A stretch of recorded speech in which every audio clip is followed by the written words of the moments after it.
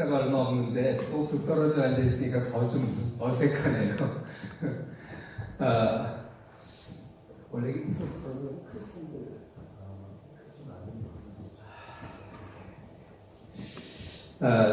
저는 이제 중앙대학교에서 30년째 경제사라는 과목을 가르치고 있습니다. 그래서 오늘 대한민국의 산업화와 민주화라는 주제를 가지고 말씀을 드리겠습니다. 제가 이 슬라이드를 사실 이제 크리스찬 대상으로 하는 거라고 생각을 하고 크리스찬 중심의 그 자료를 가져왔는데 크리스찬이 아닌 분도 있다 그래서 그 부분은 조금 이제 빼고 말씀을 드리도록 하겠습니다. 이거 혹시 있나요? 없으면 제가 여기서 마우스로 손가락으로 이렇게 해야 되겠군요. 예. 그러면 저는 이동을 하지 않고 하도록 하겠습니다. 그래요? 예, 알겠습니다. 제가 쓴 이 제도의 힘이라는 책이 있습니다. 이 책의 내용을 오늘 강연을 할까 했는데 산업화와 민주화 쪽이 좋겠다 그래서 산업화와 민주화에 대해서 이야기를 하겠습니다. 저는 그 경제학자가 되기로 결심을 한 게 좀 남들보다 좀 이릅니다. 고등학교 1학년 때 경제학자가 되겠다 고민을 했습니다. 그때 제가 부모님 밑에서 기독교 가정에서 자라서 교회를 열심히 다녔는데 그때 당시에 이렇게 열심히 있는 젊은이들은 되게 신학교를 가는데 저는 이상하게 신학교를 안 가고 이 세상에 있는 모든 돈이 하나님의 뜻대로 쓰였었으면 좋겠다 이런 이상한 생각을 했어요. 그래서 하나님이 원하시는 경제학이 뭔가 이걸 공부해 보겠다 이런 생각을 했는데 그래서 정말 인생의 그 갈림길마다 하나님께서 저를 이 경제학자의 길로 인도해 주셨습니다. 그래서 제가 1989년에 중앙대학교에 주교수로 와서 이제 교수가 됐으니까 그때부터 정말 본격적으로 이 기독교적 관점에서 경제학을 연구해 보리라 이런 생각을 했었는데 그때까지만 해도 제가 상당히 그 지금식으로 얘기하면 친노조적이었던 것 같아요. 그때 저희 아이가 교통사고가 나서 위자료를 좀 받았는데 그걸 부모가 이렇게 써버릴 수는 없는 거니까 그걸 어디에 투자를 할까 했는데 그때 당시에 노동자들 은행인 평화은행이 생겼어요. 그리고 이제 주주를 공모했는데 저거를 사두는 것이 노동자를 위한 길이다 이렇게 생각하고 주식을 샀습니다. 물론 나중에 휴지가 됐죠. 은행이 망했으니까. 제가 또 박사학위 논문을 산업재해를 썼어요. 제가 미국 조지아 대학에서 미국 경제사를 주제로 해서 박사학위 논문을 썼는데 이 노동자들을 위한 게 뭐가 있을까? 그래서 20세기 초반기 50년간 미국의 철도 노조의 산업재해에 대한 연구론으로 박사학위를 받았습니다. 그리고 기독교적 관점에서 경제학을 배우는 누가 있을까 보니까 헨리 조지가 있더라고요. 그래서 헨리 조지를 공부해야 되겠구나. 그래서 또 진보와 빈곤이라고 하는 헨리 조지 책을 열심히 공부했습니다. 또 그걸 공부하기 위해서 여러 기독학자들끼리 모여서 같이 공부를 했는데 그때 그분들이 전부 나중에 보니까 소위 말하는 좌파가 돼 있더라고요. 사실 크리스찬들 중에는 이 시장 경제를 옹호하는 사람보다 반시장 경제주의자들이 많고 자본주의에 대해서 비판적인 사람이 많습니다. 그래서 왜 그런가를 잘 이렇게 생각해 보니까 예수님이 산상수훈에서 얘기했을 때 그 가르침들이 대개 보면 남을 위한 거고 남의 오리를 가자고 심리를 가고 겉옷을 달라고 하면 속옷까지 내주고 이게 베푸는 거잖아요. 사실 톨스토이 같은 사람은 그 예수님의 산상수훈을 그대로 실천하려고 애를 썼습니다. 그러다 보니까 크리스찬들 중에 상당수가 헨리 조지처럼 토지 같은 건 다 하나님의 것이니까 국유화해야 된다라는 주장에 쉽게 동조를 하는 것이죠. 그리고 또 이 개인주의에 기초한 게 자본주의인데 개인의 자유와 창의가 인류 문명의 발전의 원동력이라는 생각을 갖고 있는데 많은 사람들이 개인주의와 이기주의를 동일시 여깁니다. 그리고 개인의 자유를 추구하다 보면 하나님을 버리고 자기 혼자 마음대로 하려고 한다고 생각을 해요. 그리고 교회라는 것은 기본적으로 공동체를 강조합니다. 이런 생각들 때문에 많은 크리스찬들이 이 사회주의나 또는 사회주의를 지지하는 경향이 그런 것 같습니다. 그래서 저는 초기에는 저도 마찬가지로 그런 사람들 같이 그런 생각을 많이 가졌었어요. 저는 뭐 운동권에서 뭐 열심히 데모하고 그러지는 않았습니다. 저도 부모님께서, 아버님께서 6.25 전쟁 때 소대장으로 6.25 전쟁에 참전을 했었고, 그 후에 제대 후에 계속 군인을 했습니다. 그러다 보니까 저희 집은 좀 아무래도 우파 쪽의 성향이 좀 많았죠. 저도 또 ROTC를 해가지고 대학교 4학년 때 광주 석탄에 들어갔어요. 뭐 그런 저런 연유들 때문에 저는 사실 데모를 하거나 운동권에 앞장서지는 않았습니다. 그런데 경제학을 공부하면서 사상적으로 이게 시장 경제보다는 이런 것이 옳지 않을까? 노동자를 위해 되는 거 아닌가? 왜냐하면 성경에는 사회적 약자를 돌보라고 되어 있으니까. 그런 생각을 많이 가졌습니다. 그런데 제가 미국에서 이 더글라스 놀스라고 하는 1983년도 노벨상 수상자입니다. 이분의 신제도주의 경제사학이라는 것을 공부하면서 생각이 서서히 바뀌기 시작했습니다. 특히 그 경제사학자 중에 크리스천은 네덜란드의 경제사학자가 있는데 하우스바르트라고 하는 사람이 있습니다. 그 사람이 쓴 자본주의와 진보사상이라는 책을 봤었고, 물론 이제 가난한 사람들의 관심을 촉구하는 로널드 사이더가 쓴 여러 책들이 있습니다. 그게 대표적인 사람입니다. 이런 사람이라든지 또 기독학자 중에서 크리스천 기독학자의 관점을 다룬 도널드 헤이, 또 막스 베버의 저서들, 켈빈의 경제윤리, 그 다음에 이제 존 스타트 목사의 현대사회를 문제를 기독교적 답변이라는 이런 책들을 보고 또 신학적으로는 아브라함 카이포의 신켈빈주의 이런 것을 쭉 지난 세월 동안 접하면서 생각이 조금씩 바뀌기 시작했습니다. 그래서 저는 기본적으로 이제 이 자유주의를 지지하게 됐습니다. 사실 자유주의라고 하는 것은 신학적 자유주의하고 경제학적 또는 정책적 자유주의가 의미가 조금씩 다릅니다. 신학적으로는 이제 신신학이라고 할까요? 인간의 이성을 우위에 두고 성경의 기초 자연적인 것을 전부 부정하는 그런 의미의 자유주의가 아니라 제가 말하는 자유주의라는 것은 우리가 흔히 얘기하는 시장주의자 그런 차원의 이제 자유주의를 말합니다.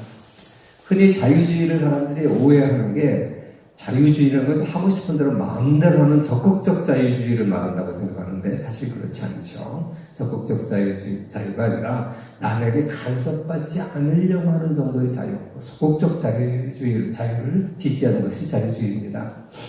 그 다음에 하나님이 우리에게 자유의지를 주었기 때문에 사실 인간은 자유로운 존재입니다. 독일의 신학자인 틸리케가 인간을 Man, the risk of God 이런 얘기를 했어요. 인간은 하나님이 위험을 무릅쓰고 지은 존재라는 거죠. 그러면 그 리스크가 뭘까요? 인간이 하나님을 배반까지 할 수 있는 리스크죠. 그 정도로 인간에게 자유를 줬다는 것이죠. 그 다음에 기독교는 예정에 의해서 미래가 닫혀 있는 게 아닙니다. 그래서 기도가 중요한 거죠. 각자의 선택에 의해서 열려 있고요. 그리고 성령이 인간의 일에 개입하는 방식에서도 악령은, 사단은 그냥 인간을 마음대로 끌고 다니다. 우리의 의지를 존중하지 않습니다. 반면에 성령은 우리 개인의 의지를 굉장히 존중을 합니다. 그걸 보면 인간이 굉장히 자유롭게 만들어졌다는 걸 알 수 있고요. 타락 이후에 인간의 이성은 굉장히 제한되어 있기 때문에 이성에 의한 설교와 기획이 옳지 않다고 생각합니다. 저는 이런 이유들 때문에 굉장히 자유주의가 됐고, 그런 관점에서 역사를 볼 때 제가 오늘 한국의 산업화와 민주화라고 하는 어떤 정도 역사적인 이야기를 할 거기 때문에 마지막으로 이 역사에 대한 얘기를 좀 하려고 합니다.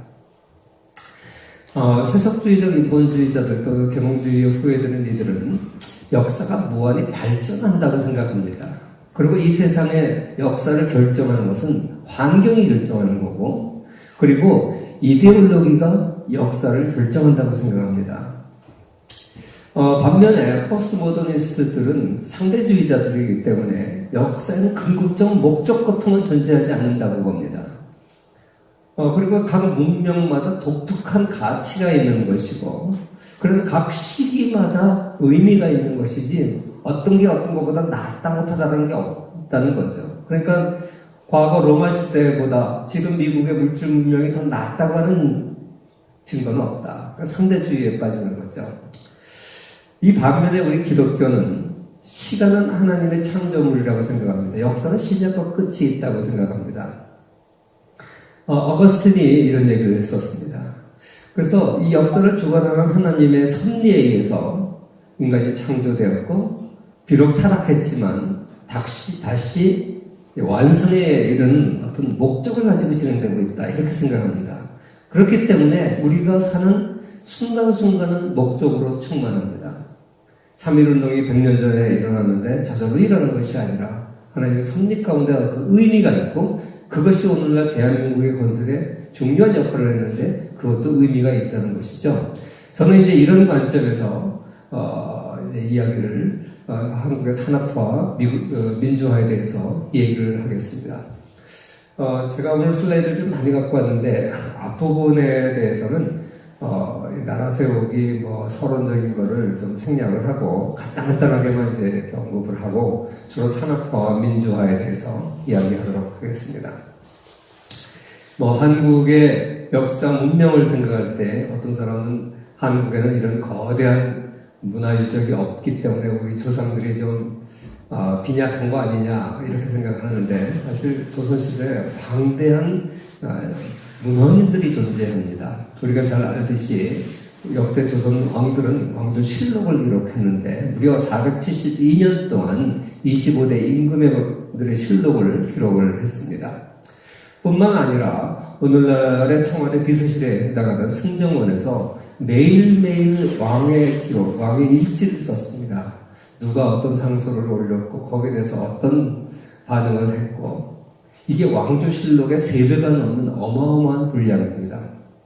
더구나 왕들은 일기를 썼어요. 왕조실록은 왕들이 못 봤습니다. 세종 같은 경우에 자기 아버지 태종이 굉장히 많은 사람을 죽였기 때문에 자기 아버지에 대해서 뭐라고 기록했는지 궁금했거든요. 보고 싶어 했는데 그 세종 같은 성군도 보고 싶은 거죠. 물론 요즘 세종은 성군인가 이런 책도 있습니다만 아무튼 굉장히 보고 싶어 했는데 그걸 황희정승이 막습니다. 임금님이 보시면 후대 왕들도 다 볼 거고 그러면 어떤 사관도 정직하게 기록을 못합니다. 그 말에 설득당하고 보질 않고 오히려 후손 왕들한테 절대 왕조실록을 보지 말라 이렇게 했습니다. 그래서 읽을 수가 없었으니까 그런데 그 선대 왕들이 기록이 왕의 입장에서는 굉장히 중요한 정책 결정에 의사결정에 중요한 기초 자료인데 그게 없으니까 정조임금이 자기 일기를 쓰기 시작합니다. 후대들이 보라고. 그래서 이 정조임금 때부터 1910년 한일합방까지 계속 이걸 썼어요. 그래서 150년 분량의 국왕의 제왕의 일기를 가진 나라가 조선입니다. 더구나 우리가 알다시피 난중일기는 전투시의 총사령관의 일기인데 전 세계에 유일하다고 합니다. 이렇게 막대한 문헌이 존재하기 때문에 유네스코 세계문화유산에 등재되어 있는 것으로 봤을 때 우리나라가 4위고 그런데 질로 봐서는 1위라고 합니다. 사실 조선시대 초기까지는 굉장히 조선 문명이 발전했던 건 사실인 것 같습니다. 예를 들어서 지구과학 하나만 보더라도 코페르니쿠스의 지동설이 1543년에 알려졌는데 사실 이걸 증명한 건 아닙니다. 이걸 증명한 것은 1632년 갈릴레오 때입니다. 그런데 이게 출판을 금지해서 1767년에 인류의 역사에 나타났습니다. 그런데 이것을 조선시대 이순지가 1400년 때 이미 이걸 증명을 했습니다. 이순지는 일식이나 월식을 추구하는 과정에서 지구가 둥근다는 걸 확신을 가지고 교식 추구법이라는 책에서 이걸 증명을 했는데 갈릴레오보다 200년 앞선 겁니다. 29살의 이순지가 이걸 증명을 했고 칠정산 외편에 보면 이 시간을 계산했는데 오늘날의 시간에 비해서 1초 차이밖에 나지 않습니다. 이렇게 대단한 과학기술을 가지고 있었던 것이 조선이고 이미 조선시대 수학책에 탄젠트 개념도 나오고 파이도 나옵니다. 그 다음에 우리가 우주항공 최초의 장거리 우주항공 로켓을 쏘아 올린 것으로 세계 우주학회에서 인정을 받았습니다. 신기전이라는 영화까지 나왔었죠. 뿐만 아니라 자동 온도 조절 온실까지 갖췄었는데 1459년에 전순위의 산과 요록에 보면 동양 절체라고 하는 온실 설계도가 나오는데 이건 영국 것보다 170년 앞선 것입니다. 그리고 이 베네치아 상인들이 복식부기를 처음 사용한 것으로 세계적으로 알려져 있는데 이미 개성의 송상들이 사계송도 치부법 정해라는 책을 보면 복식부기와 거의 유사한 거의 같은 이런 개념들을 사용하고 있었던 것을 알 수 있습니다. 단지 조선시대로 올라오면서 상업을 천시하면서 이러한 상업기술들이 전수가 되지 않는 것이 참 안타까운 일이죠. 전 성신여대 총장이었던 전상훈 교수에 의하면 15세기경에 이루어진 세계적인 발명 가운데 조선의 것이 가장 많았다. 이렇게 일본 내에서 편찬된 과학사, 기술사 사전을 인용해서 얘기를 합니다. 그래서 1400년에서 1450년 조선조 초기에 세계적인 주요 업적 62건 가운데 한국이 29건으로 가장 많다. 이렇게 이제 일본 책에도 있대요. 아마 일본이 그때 교류를 하고 있는 나라가 조선이 가장 밀접하게 교류를 하고 있어서 뭐 그럴 수도 있지요. 그런데 아무튼 이게 뭐 객관적인 자료라고는 생각되지 않지만 그래서 하여간 조선의 문명이 상당히 적어도 일본보다는 굉장히 앞서 있었던 것은 틀림없었던 것 같습니다. 그런데 우리는 16세기 말과 17세기 초 두 차례 전란을 겪으면서 조선이 이제 나라의 길로 들어가게 되죠. 그런데 이런 전란보다 더 중요한 것이 조선이 왜 이렇게 몰락하게 됐는지 가장 중요한 것은 전체주의 국가였기 때문에 그렇다는 것이죠. 일본은 265년 동안 메이지 유신 이전까지 막부체제 하에서 이 봉건 시대를 운영하면서 각 지역이 균형 있게 발전을 하게 되지요. 서구가 어떻게 해서 동양을 19세기에 추월하게 됐느냐를 얘기할 때 많은 학자들이 서구의 그 분권적 사회, 귀족들에 의해서 각 권한이 나눠져 있는 사회였기 때문에 가능하다 이런 생각들을 많이 하는데 거기 일정 부분 상당히 일리가 있다고 생각합니다. 조선은 정치만 독점한 게 아니라 모든 지식을 독점을 했습니다. 그래서 우리가 아무리 금속 발전을 일찍 발명하더라도 그게 소용이 없었던 것은 출판을 정부가 통제하고 있었기 때문에 책이 나오기 위해서는 정부의 허가를 받아야 되는 거죠.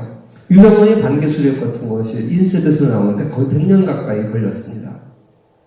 정부가 모든 지식을 통제하고 있고 출판을 통제하고 있으니까 문화가 발전하기 어려웠던 것이죠. 우리가 일본 같은 경우에 보면 19세기 초에 만국공법이 초판이 15만 부가 팔렸다 그럽니다. 류오마 같은 경우에 일본의 최고의 칼잡이라 그러는데 어느 날 로마하고 누가 대적을 하려고 칼 들고 나타났는데 로마는 칼을 안 들고 나오더래요. 그래서 왜 안 들고 나오냐 그러니까 자기는 칼을 버렸다. 그거 대신에 이거다. 그래서 만국공법을 딱 들고 있더래요. 일본은 이미 개화기에 이 세계 그 질서 세계 외교가 얼마나 중요한지 깨닫고 있었습니다. 이렇게 많은 책들이 일본에서 인수됐지만 조선은 그렇지 못했습니다. 그래서 조선 서절단이 북경에 가면 맨날 하는 게 북경에 가서 서점에서 책 사오는 겁니다. 우리가 가까이 있는 중국과 일본은 정부가 이 지식을 독점하지 않았지만 조선은 이걸 독점했습니다. 그것이 조선의 발전에 가장 큰 장애였고 15세기까지 이렇게 발전되어 있던 조선의 과학과의 문명은 세월이 갈수록 점점 더 폐쇄적으로 되고 착취적 성격이 강화되면서 조선이 이렇게 서서히 망해지는 모습을 우리가 알 수 있습니다. 오늘 강의 주제가 이게 아니기 때문에 이렇게 간단하게 이제 얘기를 하고 마침내 개항 직전에는 조선의 경제는 피폐대로 피폐하고 조선의 사회는 완전 노비제 사회로 되었었다는 것을 알 수 있습니다. 그리고 이제 우리가 다 알다시피 일본의 식민지가 되고 그리고 해방이 되었지만 다시 6.25 전쟁의 참화 속에서 한국의 모든 산업시설을 파괴되는 것이죠. 메가다 장군이 파괴된 청와대 앞의 모습인데 파괴된 한국의 모습을 보고 이거 회복하려면 적어도 100년은 걸리겠다. 그랬다 그럽니다. 근데 우리는 100년이 아니라 60년 만에 세계에서 가장 빠른 속도로 산업화에 성공을 한 나라죠. 그래서 우리가 20, 50 클럽, 이제는 뭐 30, 50 클럽이라고 그러지만 이게 뭔지 아시죠? 20 또는 30이라고 하는 것은 1인당 소득이 30만 불, 3만 불, 30,000, 3만 불이 넘는 나라, 그리고 인구가 5천만이 넘는 나라. 그래서 그런 나라들이 세계적으로 보면 몇 나라 되지 않는데, 앞에 보면 뭐 일본이 맨 처음에 들어갔고, 미국, 프랑스, 이태리도 한때 세계를 지배했던 그런 나라들입니다. 거기에 이제 한국이 2012년에 들어갔습니다. 그래서 왜 어떻게 해서 한국에서 이런 일이 벌어졌는가, 여기에 대해서 간단하게 몇 가지로 나눠서 말씀을 드리겠습니다. 사실 2차 세계대전 이후에 약 140여 개의 국가가 독립을 했는데 그 중에 한 40개 국가가 나라를 세우지 못했습니다. 그러니까 나라를 세우는 게 지금은 우리는 당연하다고 생각하는데 그것조차 사실 쉬운 일이 아닙니다. 많은 사람들이 독립이 우리 조상들이 열심히 잘해서 찾아왔다 그러는데 그런 면도 있지만 사실 국제정세 하에서 미소 이해관계에 따라서 분할 점령되고 그래서 독립을 했습니다. 그리고 그때 당시에는 우리 국민들의 상당수는 이 자본주의가 뭔지, 사회주의가 뭔지, 공산주의가 뭔지 잘 몰랐습니다. 동아일보에서 실시한 설문조사에 의하면 사회주의 또는 공산주의의 77%의 국민들이 선택을 했다고 합니다. 사실 저는 이때 분들이 이걸 뭐가 뭔지 잘 몰랐을 거라고 생각합니다. 그리고 이 자본주의라는 것은 1930년대 대공황을 경험하면서 이제 실패한 모델이라고 많은 지식인들이 생각을 했던 것이죠. 그리고 소련은 1937년 이후에 고도 성장을 했기 때문에 이 소련의 사회주의가 어떤 공산주의가 인류의 이제 미래라고 많은 사람들이 생각을 했었죠. 그래서 이런 성향들이 나타났습니다. 실질적으로 2차 세계대전 이후에 냉전체제 하에서 이 유라시아 반도의 끝자락에 조금 한국이 이렇게 걸쳐 있을 뿐 대부분의 넓은 지역들이 공산화됐던 사실 우리가 잘 알고 있습니다. 이런 사회 가운데서 우리는 대한민국은 왕정체제를 계승하지를 않고 국민이 주인은 자유민주주의 국가가 된 것입니다. 이건 기적이죠. 사실 이 벽파가 주장했던 왕정 복권은 실패를 하고 그 다음에 기독교인들이 중심이 된 이승만이라든지 뭐 이런 사람들이 중심이 된 세력들에 의해서 3.1운동이 일어나고 그 결과로 3.1임시정부가 세워지고 그렇게 되면서 대한민국은 민주주의 국가가 생겨나는 것이죠. 뭐 이런 과정에 대해서는 오늘 주제가 아니기 때문에 생략을 하도록 하겠습니다. 그런데 대한민국이 건국돼서 이렇게 살아남게 된 가장 큰 이제 원인이랄까? 여기 보면 저는 참 기적이라고 저는 생각을 합니다. 왜냐하면 가장 큰 위기가 6.25 전쟁이었습니다. 우리가 다 알다시피 유라시아 반도의 마지막 남은 그 파란색 자유민주주의 진영을 쓸어버리려고 중국과 소련과 북한이 밀고 내려왔을 때 정말 기적같이 낙동강 방어선밖에 남지 않은 가운데서 이게 살아났는데 저는 이게 기적이라고 보는 몇 가지 근거가 있습니다. 한 가지는 6.25 전쟁이 50년도에 일어났는데 그 전에 4.3 폭동이 일어났죠. 우리가 알다시피 50선거를 방해하려고 반대하기 위해서 제주도에서 4.3 폭동이 일어났는데 사실 이 4.3 폭동에 대해서 많은 사람들이 그냥 제주도민들의 정당한 요구를 경찰이 무력 진압하는 바람에 생긴 비극이라고 생각하는데 그렇지 않습니다. 4.3 폭동은 새벽 2시에 경찰 간부들의 집을 습격한 사건입니다. 그리고 제주도에 있는 그 열 몇 개 지사에 공격을 가해가지고 습격한 사건이지 정당한 데모를 하고 있는 것을 진압하다가 생기는 우발적인 사건이 결코 아닙니다. 아무튼 50선거를 반대하라 그래가지고 그 남로당의 지시를 받고 공산 세력들이 이걸 반대한 건데 제주도에서 4.3 사태가 일어나니까 이걸 진압하기 위해서 그 여수에 주둔이던 14현대 병력을 보내려고 했습니다. 그랬더니 이 군대 안에 있었던 공산주의자들이 진압 명령을 거부하고 반란을 일으키는 겁니다. 그래서 우리가 반란 사건이라고 하는 것이죠. 그래서 이들을 진압하는 과정에서 비로소 경찰들이 칼빈 소총으로 무장되어 있던 경찰들이 6.25 전쟁, 2차 세계대전 때 쓴 M1 소총으로 또 무장을 하게 되고 군대 안에 있었던 모든 공산주의자들을 색출하는 숙군 작업이 이루어졌던 것이죠. 만약에 이 숙군 작업이 없이 1950년 6.25 전쟁이 일어나면 어떻게 됐겠습니까? 군대 안에 북한 공산당을 지지하는 세력들이 남아있었더라면 어떻게 되겠습니까? 낙동강 방위에서는 존재할 수가 없습니다. 이때 여수 순천 방산 사건이 일어나는 덕분에 이들이 다 산으로 도망가고 지리산으로 도망가고 이걸 토벌하는 과정 속에서 전투력도 생겼고 그렇지만 제일 중요한 건 우리가 숙군 작업을 했다는 것이죠. 그 다음에 이제 6.25 전쟁에 우리가 알다시피 발발을 하는데 또 한 가지 우리가 잘 알지 못하는 기적 같은 이야기는 뭐냐면 백두산함 이야기입니다. 이미 이제 여러 유튜브나 이런 걸 통해서도 알려졌고 제가 발행하는 잡지가 하나 있습니다. 월드뷰라고 하는 잡지를 제가 발행을 하고 있는데 그 잡지를 통해서도 이제 소개가 됐고 월간조선에서도 나왔었는데 이것을 가만히 들여다보면 정말 기적 같은 이야기입니다. 무슨 얘기냐면 6.25 전쟁 직전에 그러니까 대한민국 정부가 수립되고 나서 해군이 창설이 되어 있지만 해군은 군함 한 척 없었습니다. 해군이 갖고 있었던 배는 전부 그냥 순찰선에 불과한 조그만 목선들에 불과했죠. 함포를 가지고 있는 군함은 한 척도 없었습니다. 손원일 해군 제독이 대한민국도 군함이 좀 필요하겠다 싶어가지고 그래서 이승만 대통령한테 군함을 사달라고 그러니까 이승만 대통령이 나라 예산이 없다. 그래서 전 해군들한테 월급의 10분의 1을 걷어가지고 우리 돈으로 우리 힘으로 군함을 한 척 사자. 그런 운동을 벌였다는 거예요. 근데 그것 가지고 모자라니까 여자들은 삭바느질하고 남자들은 폐품 수집하고 고철 수집해서 그 돈을 모아가지고 15,000불을 이승만 대통령한테 갖다 주고 이것 돈으로 군함을 사달라. 이승만 대통령이 눈물을 흘렸다 그래요.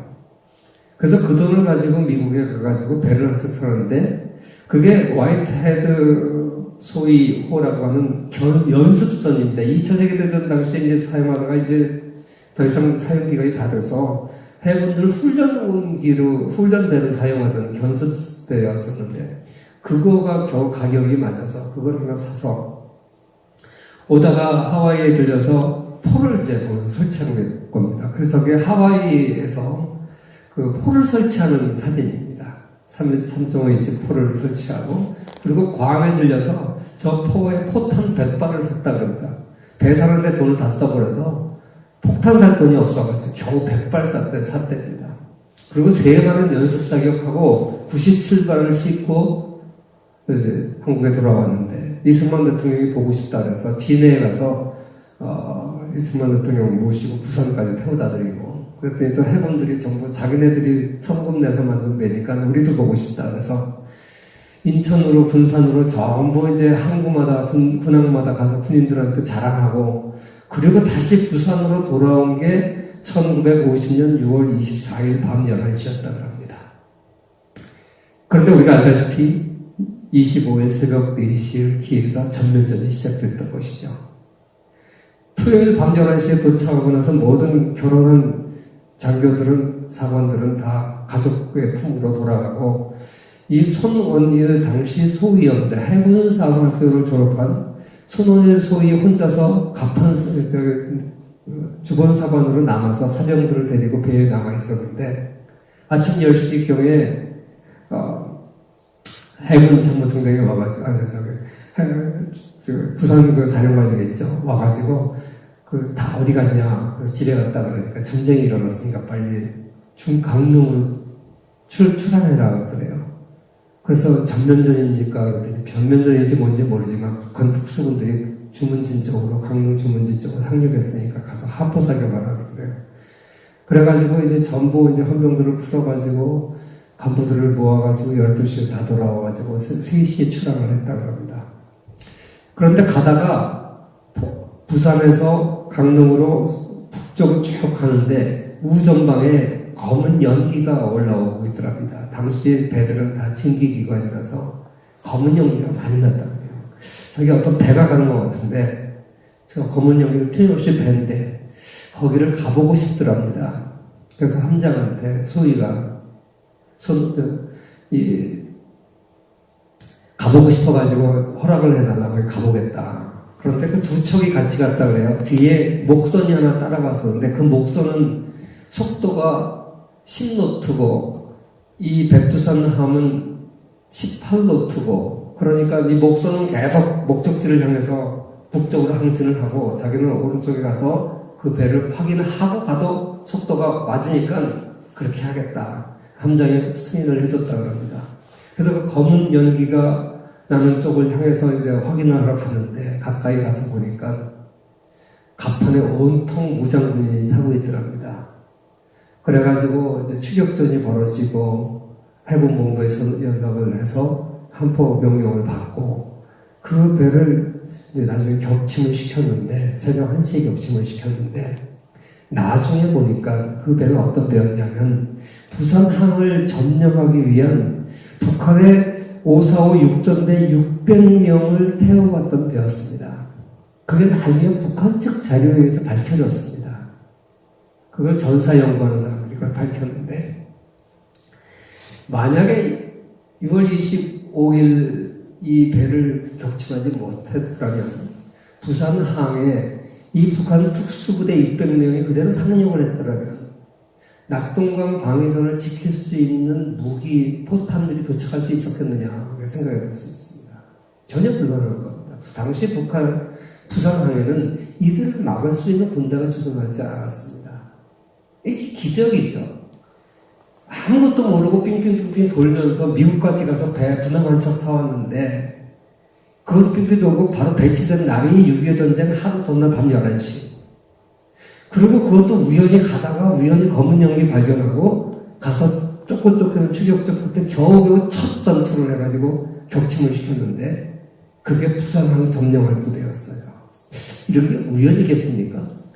이거 외에도 이 6.25 전쟁에서 대한민국이 한반도의 반쪽을 지킬 수 있었다는 건 기적투성입니다. 우리가 다 알다시피 유엔에서 소련이 거부권 행사를 안 한 것도 그렇고 나가다 장군의 존재도 그렇고 그 후에 모든 양상을 보면요 기적 같은 일이 너무나 많습니다. 사실 이건 제가 다른 강의에서 했었던 건데 시간이 없으니까 이제 넘어가도록 하겠습니다.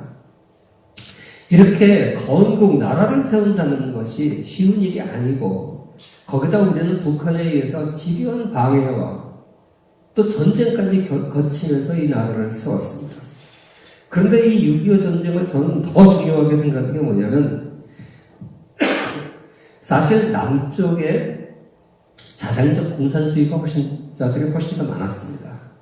오히려 북쪽에는 조선시대를 통해서 양만 벼슬을 안 줬기 때문에 양반들이 별로 없었고 북한 지역은 상공인들이 많이 있었습니다. 그리고 크리스찬들이 많았습니다. 특히 평양 같은 데는 제2의 예루살렘이라고 할 정도로 1907년에 놀라운 기독교 부흥이 있었기 때문에 북한은 이렇게 기독교인들과 상공인 계층이 굉장히 많았고 이 남쪽은 오히려 자생적 공산주의자들이 많았습니다. 근데 이 6.25 전쟁을 통해서 세 차례 밀고 올라갔다 내려갔다 그랬습니다. 역사상 사흘 만에 수도를 뺏긴 전쟁 그리고 전 수도를 2번 뺏긴 전쟁 이런 게 없었다 그럽니다. 그리고 우리는 낙동강까지 밀렸다가 서쪽은 완전히 남해안까지 다 밀렸죠. 그리고 또 이제 압록강까지 올라갔다가 다시 또 서울 밑으로 쫓겨났다가 이렇게 왔다 갔다 하면서 그 사이에 자생적 공산주의자들은 다 올라가 버렸습니다. 그리고 북한 지역에 있었던 앙트로포노십에 있는 기업가들 그리고 크리스찬들은 다 내려왔습니다. 물론 흥남 같은데 그런 데는 이제 미국이 철수하면서 장진호 전투에서 고립돼가지고 북한을 갖다가 결국 이제 핵무기를 쓸지도 모른다 이런 이제 소문이 들어서 그거 피해서 온 사람도 일부 있습니다. 그러나 그건 아주 일부일 뿐이고 사실 그때 당시에 북한을 경험하고 북한 공산당을 경험한 많은 사람들은 이게 이론하고 실제는 다르구나. 그래서 공산주의를 선택하지 않고 자유주의를 선택한 겁니다. 그래서 이렇게 많은 사람이 내려갔는데 정확한 숫자는 사실 지금 알려져 있지 않습니다. 어떤 사람은 좌파에서 추정하는 건 7, 80만, 또 어떤 사람은 500만까지 추정을 하고, 또 올라간 사람도 좌파에서는 30만까지 된다고 추정하지만 한 10만 정도로 추정됩니다. 평균 잡아서 보통 이제 가장 객관적인 것이 한 150만 정도 내려갔고 한 10만 정도 올라갔다. 그렇게 이제 생각이 됩니다. 아무튼 이렇게 남북한 간의 정체성이 확립되는 것이 6.25 전쟁입니다. 그래서 전쟁이 끝나고 나서 38선 대신에 휴전선이 그어지면서 철책이 세워지고 더 이상 교류가 없고 남한은 반공을 국시로 하는 국가가 건설이 되고 북쪽에서는 공산주의 국가가 건설이 되고 이렇게 남북간의 정체성이 확립되면서 적어도 우리가 한 4, 50년은 이데올로기 갈등 없이 산업화에 몰두를 할 수 있었습니다. 이것을 가능하게 하는 것이 바로 6.25 전쟁입니다.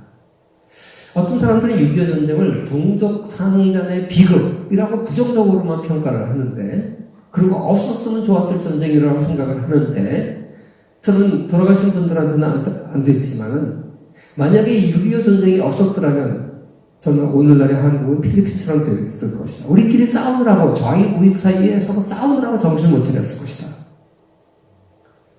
그래서 이 정체성이 확립되는 전쟁이고 그 승리한 전쟁입니다. 어떻게 보면 그 중국과 소련이라고 하는 거대한 세력을 등에 업은 북한, 압도적인 군사적 우위에 선 북한이 이렇게 밀고 내려온 것을 정말 기적과 같이 막아낸 승리한 전쟁이고 우리의 정체성이 확립된 전쟁이기 때문에 비록 많은 사람들이 죽고 물자적으로 피해를 봤습니다만 저는 역사적으로 매우 의미 있는 전쟁이라고 생각합니다.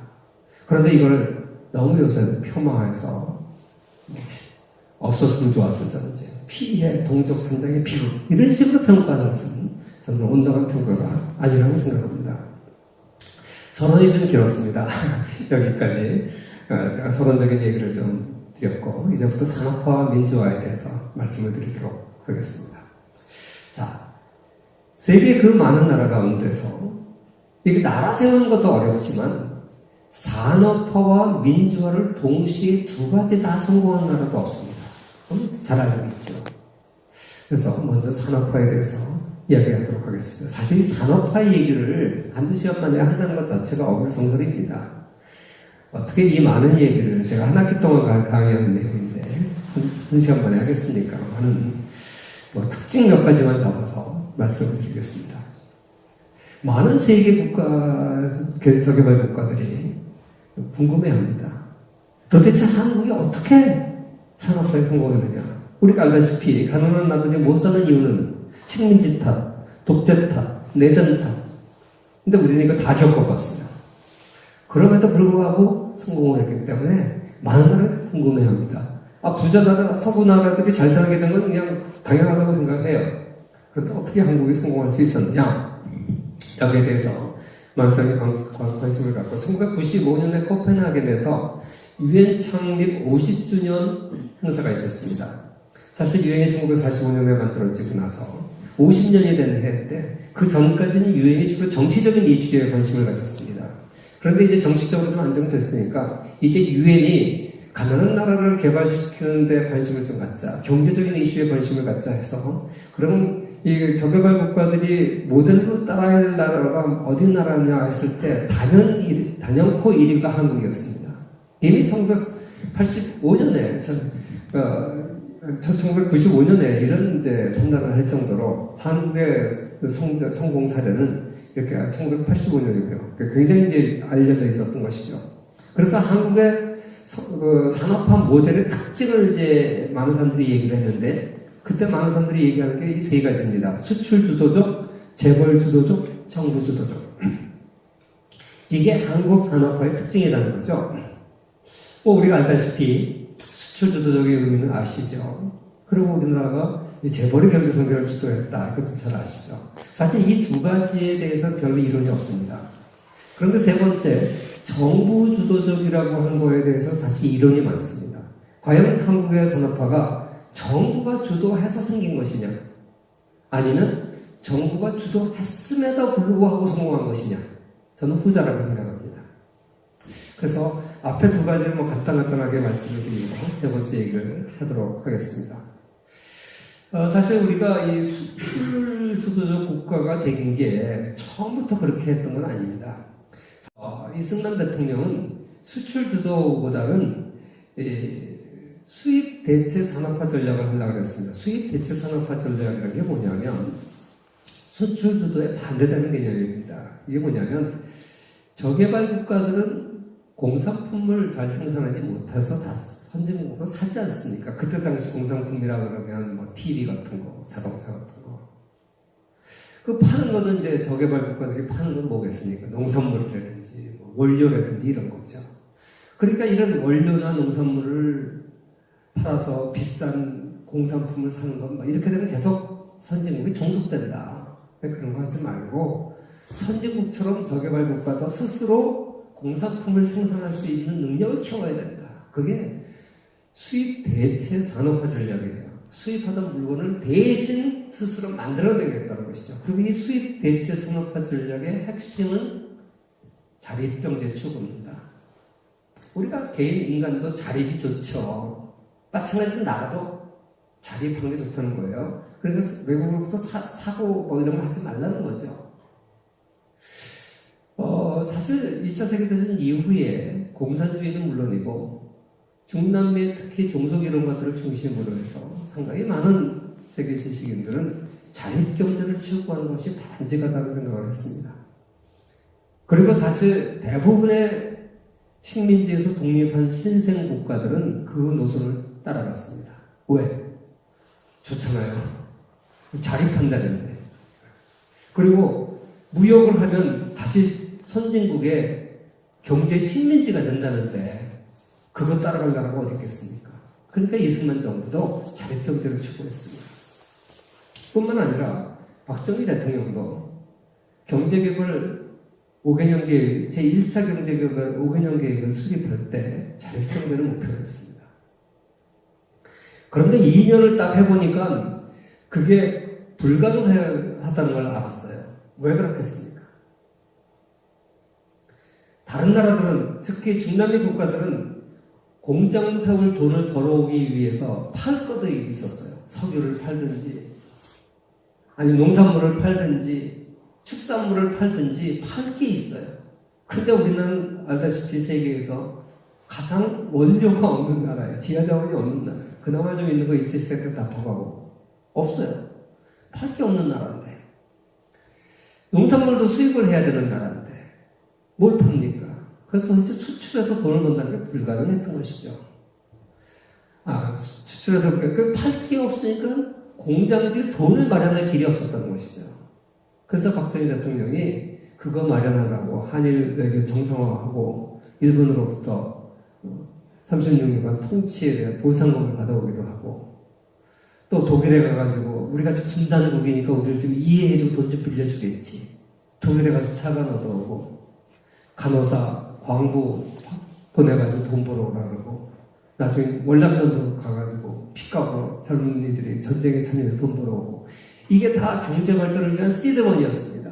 그 시드머니가 없으면 공장을 세울 수가 없는 것이죠. 그래서 처음에 2년간 해보고 나서 박정희 대통령이 내린 결론은 수입 대체 산업화 전략은 우리가 취할 수 있는 전략이 아니다.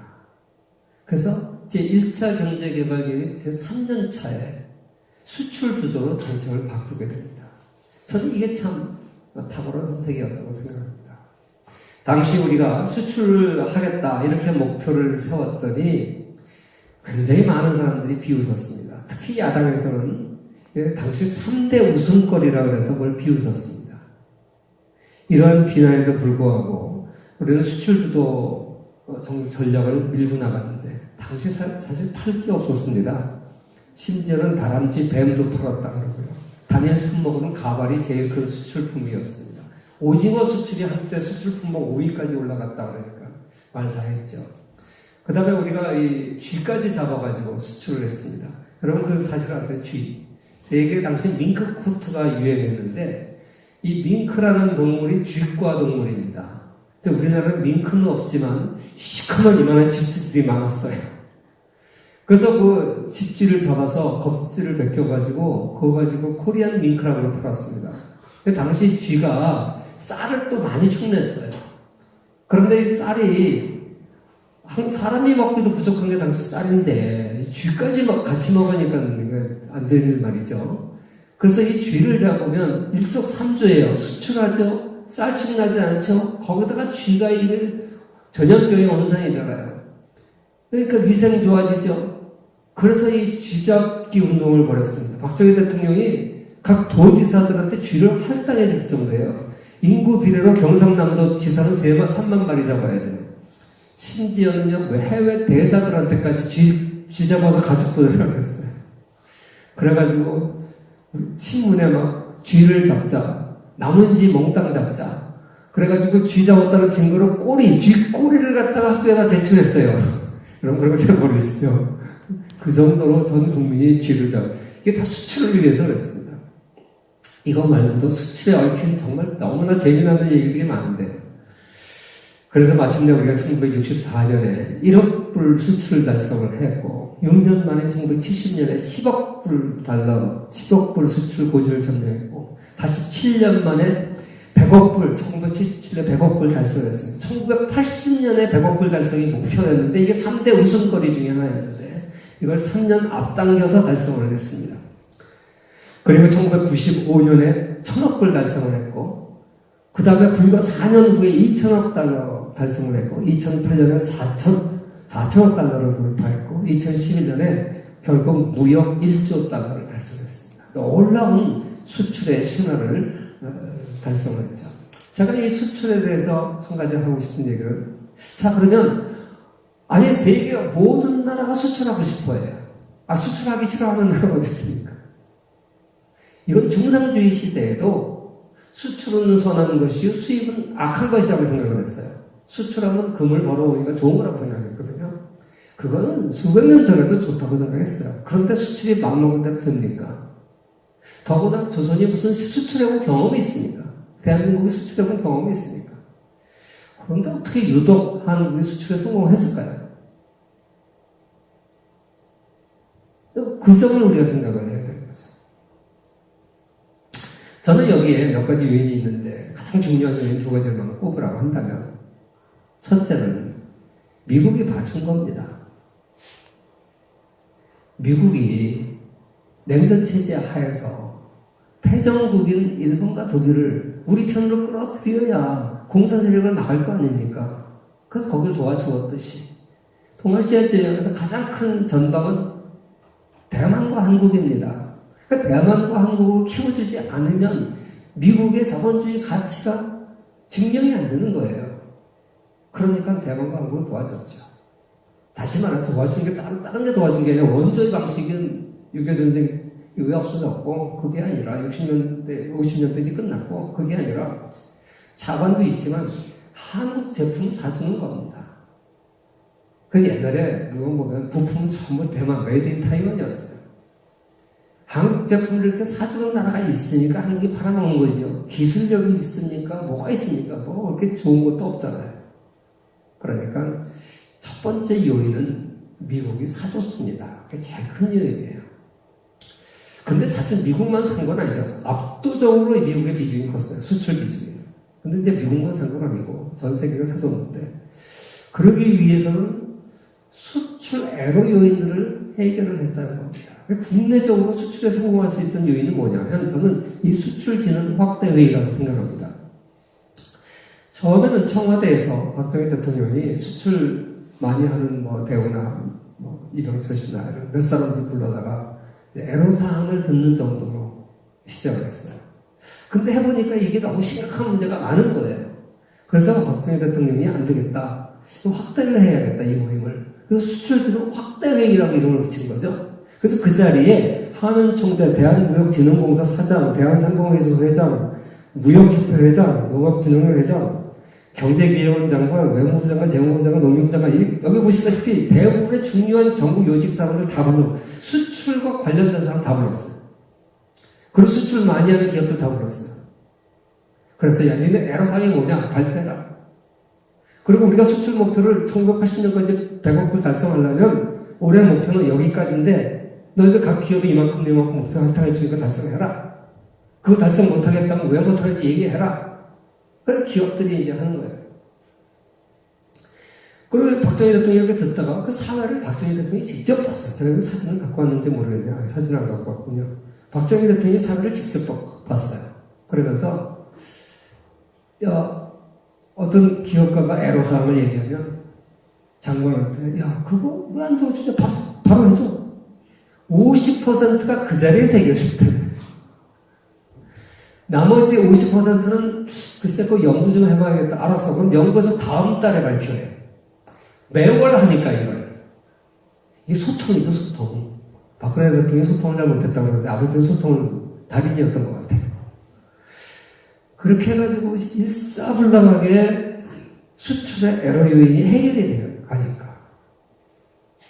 그러니까 수출 관련 제도가 하나도 없었던 이 나라에서 수출을 그렇게 할 수 있었던 거예요. 사실 이걸 제일 빨리 배운 사람이 누구냐? 중국이에요, 중국. 이걸 제일 안 배운 사람이 누구냐? 김영삼 대통령이에요. 정경유착 안 한다고 본인은 칼국수만 드시면서 무슨 재계의 사람들 만나면 큰 비리라도 더 늘리는 것처럼 생각했거든요. 그러니까 거기서 비리기 시작한 거예요. 그런데 중국은 어떻게 했냐? 우리 삼성전자가 중국에 반도체 공장 세운다고 했더니 그 성이 어느 성이었죠? 그 성에서 서열 1위부터 50위까지가 삼성전자 임원들하고 매월이 아니라 매주 회의했다고 합니다. 제가 거기 사무실에 갔었는데 그 얘기 직접 들었어요. 이걸 배워가지고 우리는 매월이 아니라 매주 한다. 한국에서 3년 걸리는 공장 건설 거의 1년만 했어요. 톨게이트 이름이 삼성이에요. 그리고 삼성에 거기 근무하는 사람들이 살 수 있는 고층 아파트 옆에 지어주고 삼성타운을 지어주고 정부에서 도로 닦아주고 인프라 다 해줬어요. 중국 정부에서. 바로 박정희 정부 때 했던 일입니다. 한국 이 산업화의 과정을 중국은 그대로 모방해가지고 나가고 있는데 우리는 거꾸로 나갔죠. 저는 이렇게 두 가지 요인, 대외적으로 미국이 물건 사줬다는 거, 대내적으로 이렇게 제도적으로 보완을 했다는 거. 저는 이거 두 가지가 가장 컸다고 생각합니다. 물론 이거 말고도 우리가 흔히 얘기하는 거 있어요. 기업 앙트레프로너십. 그리고 저들 근면 그것도 역할을 했겠죠. 저는 그런데 이 두 가지가 가장 컸을 거라고 이렇게 개인적으로 생각합니다. 그 다음에 사실 경공업 제품만 가지고는 우리가 100억 불 달성을 못했을 거예요. 근데 우리가 알다시피 우리나라 경제발전 수준에 걸맞지 않게 73년도 1월에 중화공업화 선언을 하게 됩니다. 그런데 박정희 대통령의 해안이 있어서 이렇게 일찍 했을까요? 우리가 사실 돌이켜보면 1990년대 효자 산업들은 전부 이 중후장대형 중화공업입니다. 지금도 사실 그래요. 그 후에 반도체, 스마트폰 이거 제외하고는 사실 그때 자동차니 조선인이 이걸로 먹고 사는 거 아닙니까? 지금까지도. 지금 큰일 나는 게 더 이상 없어요. 이게 지금 한국의 위기죠. 그나마 이제 바이오 산업이 지금 뜨고 있는데 이것도 지금 죽이려고 삼성 바이오로직스 무슨 분식을 했다는 그래가지고 지금 오히려 격려해주고 칭찬해줘도 모자라는데 지금 이러고 있죠. 아무튼 73년도에 당시 우리나라 중화공업을 할 이유가 별로 없었습니다. 왜? 자동차도 그렇게 필요가 없었고요. 자동차 탈 수 있는 수준도 아니고. 그런데 어떻게 이렇게 73년도에 일찍 중화공업을 했겠습니까? 만약에 그렇게 일찍 하지 않았더라면 중국한테 벌써 따라잡혔을 겁니다.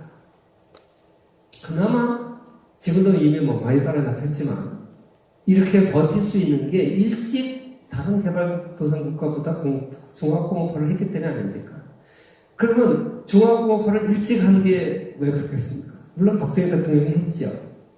근데 그분이 해안이 물론 있어서 그렇기도 했겠지만 그 여건이 그렇게 될 수밖에 없었어요. 우리가 알다시피 그 여건이 뭡니까? 북한과 미국이죠.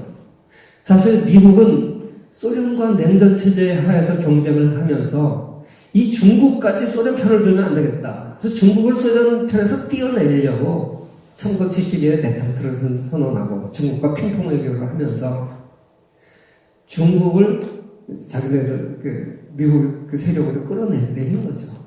그걸 하느라고 중국 물건을 사주기 시작하고 중국을 유엔 가입시키고 대만하고 원수지고 그렇게 했던 거 아닙니까?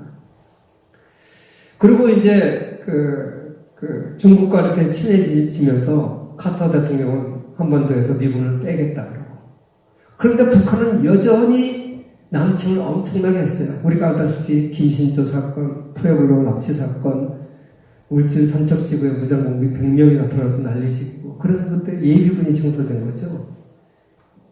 이런 수많은 도전, 김일성은 입만 열면 10년씩에서 환갑은 서울과 사겠다 선언을 하고 미국은 군단 빼겠다 그러고 중국하고 친하게 지내고 박정희 대통령이 위기의식을 느낀 거죠. 그리고 나중에 월남을 폐망하고 이 모든 여건 때문에 사실 중화학 공업화가 중요한 것이 아니라 박정희 대통령한테는 자주 국방이 중요했던 거예요. 자주 국방. 그런데 우리가 알다시피 무기라는 것은 굉장히 단단한 쇠가 없으면 불가능한 거예요. 정밀 기계가 없으면 불가능한 거예요. 그래서 이 중화학 공업화 덕분에 한국의 기계공업이 발달하고 정밀공업이 발달하고 폭탄을 만들어야 화학공업이 발달하고 사실 또 사실 화학공업이 발달한 거는 수출하고도 관련이 있어요. 우리가 자원이 없어서 전부 자원을 원료를 사고 기술이 없어서 일본으로부터 중간재를 사고 이런 나라인데 그나마도 원가를 낮추려면 낮은 임금 이거 하나 가지고는 안 되는 거죠. 원료가 싸야 돼요. 그러니까 석유만 수입하면 석유에서 모든 나프타나 모든 공업제품에 원료를 생산할 수 있으니까 그래서 중화학공업을 일으켰던 것이죠. 화학공업을 일으켰던 것이죠. 결국 이런 수출주도적 성장 전략 그리고 그 당시 세계 여건상 불가피하게 선택할 수밖에 없었던 중화공업화 전략 이 두 가지 때문에 결국 한국은 중화공업화까지 추진을 하게 되고 그래서 박정희 정부 때 18년 동안 엄청난 경제 성장을 했던 것이죠. 그리고 우리는 산업 전방 연관 효과가 높은 산업에 집중적으로 투자를 했습니다. 경제사적으로 모든 산업이 같이 발전하는 게 바람직하냐? 아니면 몇몇 산업을 집중적으로 육성해서 그 선도 산업이 나머지 산업을 끌고 가는 게 바람직하냐? 여기에 대해서 경제 발전론을 연구하는 학자들 사이에 서로 이론이 있습니다. 제 생각에는 역사적으로 균형 발전을 해서 성공한 나라는 영국밖에 없습니다. 왜냐하면 영국이 산업화를 할 때는 무슨 계획 같은 거 없었어요. 자발적으로 각 산업에서 그냥 일어난 건데 그러다 보니까 처음에 농민들이 모직물 산업을 일으켜서 섬유산업이죠. 농민들이 부자가 되고 그러다가 섬유산업이 일어나게 되니까 기계산업이 발전하고 기계산업이 나무도 처음에 만들었었는데 이 나무가 이게 정말 마모가 잘 되니까 제철공업이 발달하고 근데 제철공업이 했더니 이게 석탄산업이 발달하는 거예요. 광업이 발달하는 거예요. 근데 이 광업을 캐다 보니까 지하에 들어서 캐니까 폭발이 자꾸만 일어나요. 공기하고 물을 빼줘야 돼요. 그러다 보니까 증기기관이 발명된 거죠. 그 증기기관이 또 거기다 크랭크를 다루니까 이게 회전력이 돼가지고 교통혁명이 일어나는 거예요. 기차기선이 발명되는 거죠. 그러니까 이게 처음에 시작은 소비자 산업에서 시작을 했는데 그게 생산재 산업으로 기계공업으로 광업으로 전산업으로 교통까지 교통이 발달하니까 도시가 발달하고 모든 분야가 같이 발달하는 소위 말하는 균형 성장의 대표적인 게 영국이에요. 근데 영국만 그랬지 대부분의 나라는 그렇지 않습니다. 왜? 자원이라는 게 한정되어 있기 때문에 계획적으로 발전시키는 나라는 그 한정된 자원을 가장 부가가치가 많고 다른 사람이 연관 효과가 큰 산업에 몰아주게 돼 있어요. 그러면 효과가 더 커져. 그래서 한국같이 자원이 없는 나라는 당연히 전후방 연관 효과가 큰 산업에 집중할 수밖에 없어요. 그럼 전후방 연관 효과라는 게 뭐냐? 우리가 알다시피 자동차 산업이 발달하려면 그 기초가 되는 소재 산업들, 고무 산업, 타이어를 만드는 고무 산업이 발달해야 되고, 유리를 만드는 유리 산업이 발달해야 되고, 전기 산업이 발달해야 되고, 엔진이 발달해야 되고, 이런 산업들이 같이 발달해야 되죠. 그게 전방 효과입니다. 후방 효과는 자동차 산업이 발달되면 리스, 자동차 용자, 뭐 이런 또 관광 이런 산업도 발달하고 인프라가 깔리게 되고 이렇게 전방과 후방의 연관 효과가 큰 산업이 있고 별로 없는 산업이 있어요. 예를 들어서 영화 같은 거는 그렇게 산업 연관 효과가 크지 않습니다. 뭐 어떤 사람은 뭐 타이타닉 영화 한 편 만들고 현대자동차가 뭐 자동차를 몇만 대 판매하고 수익이 각별적으로 그러는데 사실 뭐 겉으로 보기는 그렇지만 그 영화 하나 만들어서 산업 전후방 효과가 얼마나 크겠습니까? 뭐 그냥 장난감 정도 만들고 뭐 관광지 좀 개발되는 정도 있겠지만 자동차하고 비교할 게 아니죠. 그래서 우리가 이 어떤 산업을 지원할 것인가 이것이 산업 정책입니다. 어떤 사람은 이 산업 정책을 나쁘다고 봐요. 저는 요새같이 민간 부문이 상당히 성장했는데도 불구하고 계속 산업 정책만 고집하면 좋지 않다고 생각합니다. 그런데 이 사람도 유아 단계와 성인 단계가 있듯이 나라의 경제도 그런 단계가 있는 것 같습니다. 우리 초기에는 우리 민간 기업의 기술 수준이나 계획 능력이 굉장히 떨어졌어요. 오히려 군대가 그때 당시 제일 첨단 분야입니다. 미국 가서 가장 첨단 행정과 첨단 기술을 배워왔기 때문에. 그리고 정부가 앞서가 있었던 것이죠. 그런 시대에는 어느 정도의 산업 정책이 필요합니다.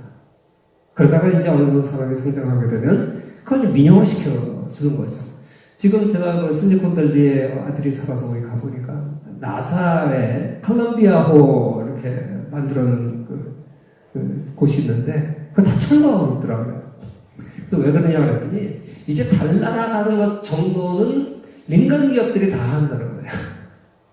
과거에는 우주항공이라는 리스크는 크고 엄청난 돈이 들기 때문에 국가가 아니면 도무지 할 수가 없는 산업이었는데 이제는 달나라 관광도 가능하고 이제 그 정도 기술은 민간 기업에서 할 수 있기 때문에 미국 정부는 화성 탐사 뭐 그것보다 더 멀리 가는 걸 이제 집중하기 때문에 다 철거하더라고요. 콜롬비아 우주 왕복선 이제 원래 로켓 발사하는데 이 비용이 많이 들잖아요. 근데 다 버리고 아깝잖아요. 돈이 너무 많이 드는 거예요. 근데 이게 콜롬비아 왕복선 갔다가 비행기 그냥 착륙하니까 써먹을 수 있는 거죠. 비용이 굉장히 절감되는 거죠. 그렇게 민간 부분에서 할 수 있어요. 아무튼 이렇게 산업이라는 게 정부가 해야 되는 단계가 있고 이거 이제 민간이 해야 되는 단계가 있습니다. 그런데 우리는 이제 초기에는 이렇게 정부가 산업 정책을 잘 쓴 것 같아요. 그래서 그렇다고 지금까지 이걸 해야 되냐서 그렇게 생각하지 않습니다. 지금 할 때는 오히려 규제를 풀어서 각 민간인들이 뭐가 잘 돈 되는 건지 막 시험장을 해보고 그리고 문제가 발생하면 사후적으로 이제 규제가 들어간다든지 할 일이지 지금은 이제 그럴 단계는 아니라고 생각합니다. 아무튼 저희가 산업화에 대해서 뭐 얘기하면 한이 없는데 이래서 주요 국가보다 훨씬 빠르게 성장을 했다는 것이고요. 산업화 과정에서 많은 위기들이 있었습니다. 그 위기를 우리 슬기롭게 잘 극복했죠. 저는 제일 큰 위기가 제1, 2차 오일 쇼크입니다. 73년도에 1차 오일 쇼크가 일어났고 78년도에 2차 오일 쇼크가 일어났습니다.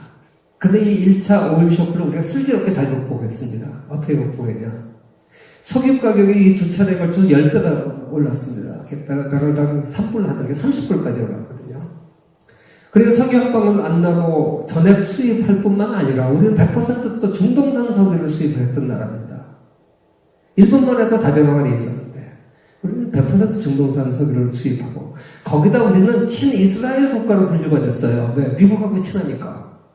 그래서 중동 오페크가 친이스라엘 국가한테는 더 비싸게 받는 거예요. 비싸게 받는 것도 아니라 아예 안 주는 거예요, 석유를. 참 위기였죠. 그래서 우리가 치사하게 우리 이스라엘하고 안 친해? 그러면서 막 가가지고 구걸하고. 그래서 겨우겨우 물량 배정을 받았어요. 그런데 박정희 대통령이 가만 보니까, 야, 이렇게 가지고 우리 석유가 없는 나라들은 10배 달러가 나가는 거잖아요. 그럼 이 달러 다 어디가 있냐? 다 산유국들이 갖고 있어요. 저거 다시 뺏어올 수 있는 길은 뭐냐? 전쟁에서 뺏어올 수는 없고, 가서 건설해서 뺏어오자. 그래서 중동 지출을 나가는 겁니다. 얼마나 성공적으로 나갔나요? 여기 보십시오. 73년도 오일 쇼크가 났을 때는 중동 지출이 그렇게 없었어요. 그런데 78년, 79년 보세요. 어마어마하죠?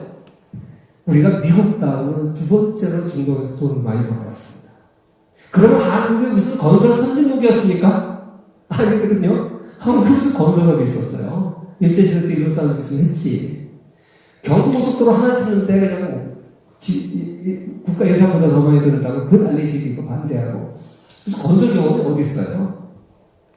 아니 대단한 나라 사람들이 나라 사람들이 이 한국 사람들은요 사계절의 변화가 뚜렷한 지역에 살잖아요. 그럼 우리가 어렸을 때는 이게 좋은 건 줄 알았어요.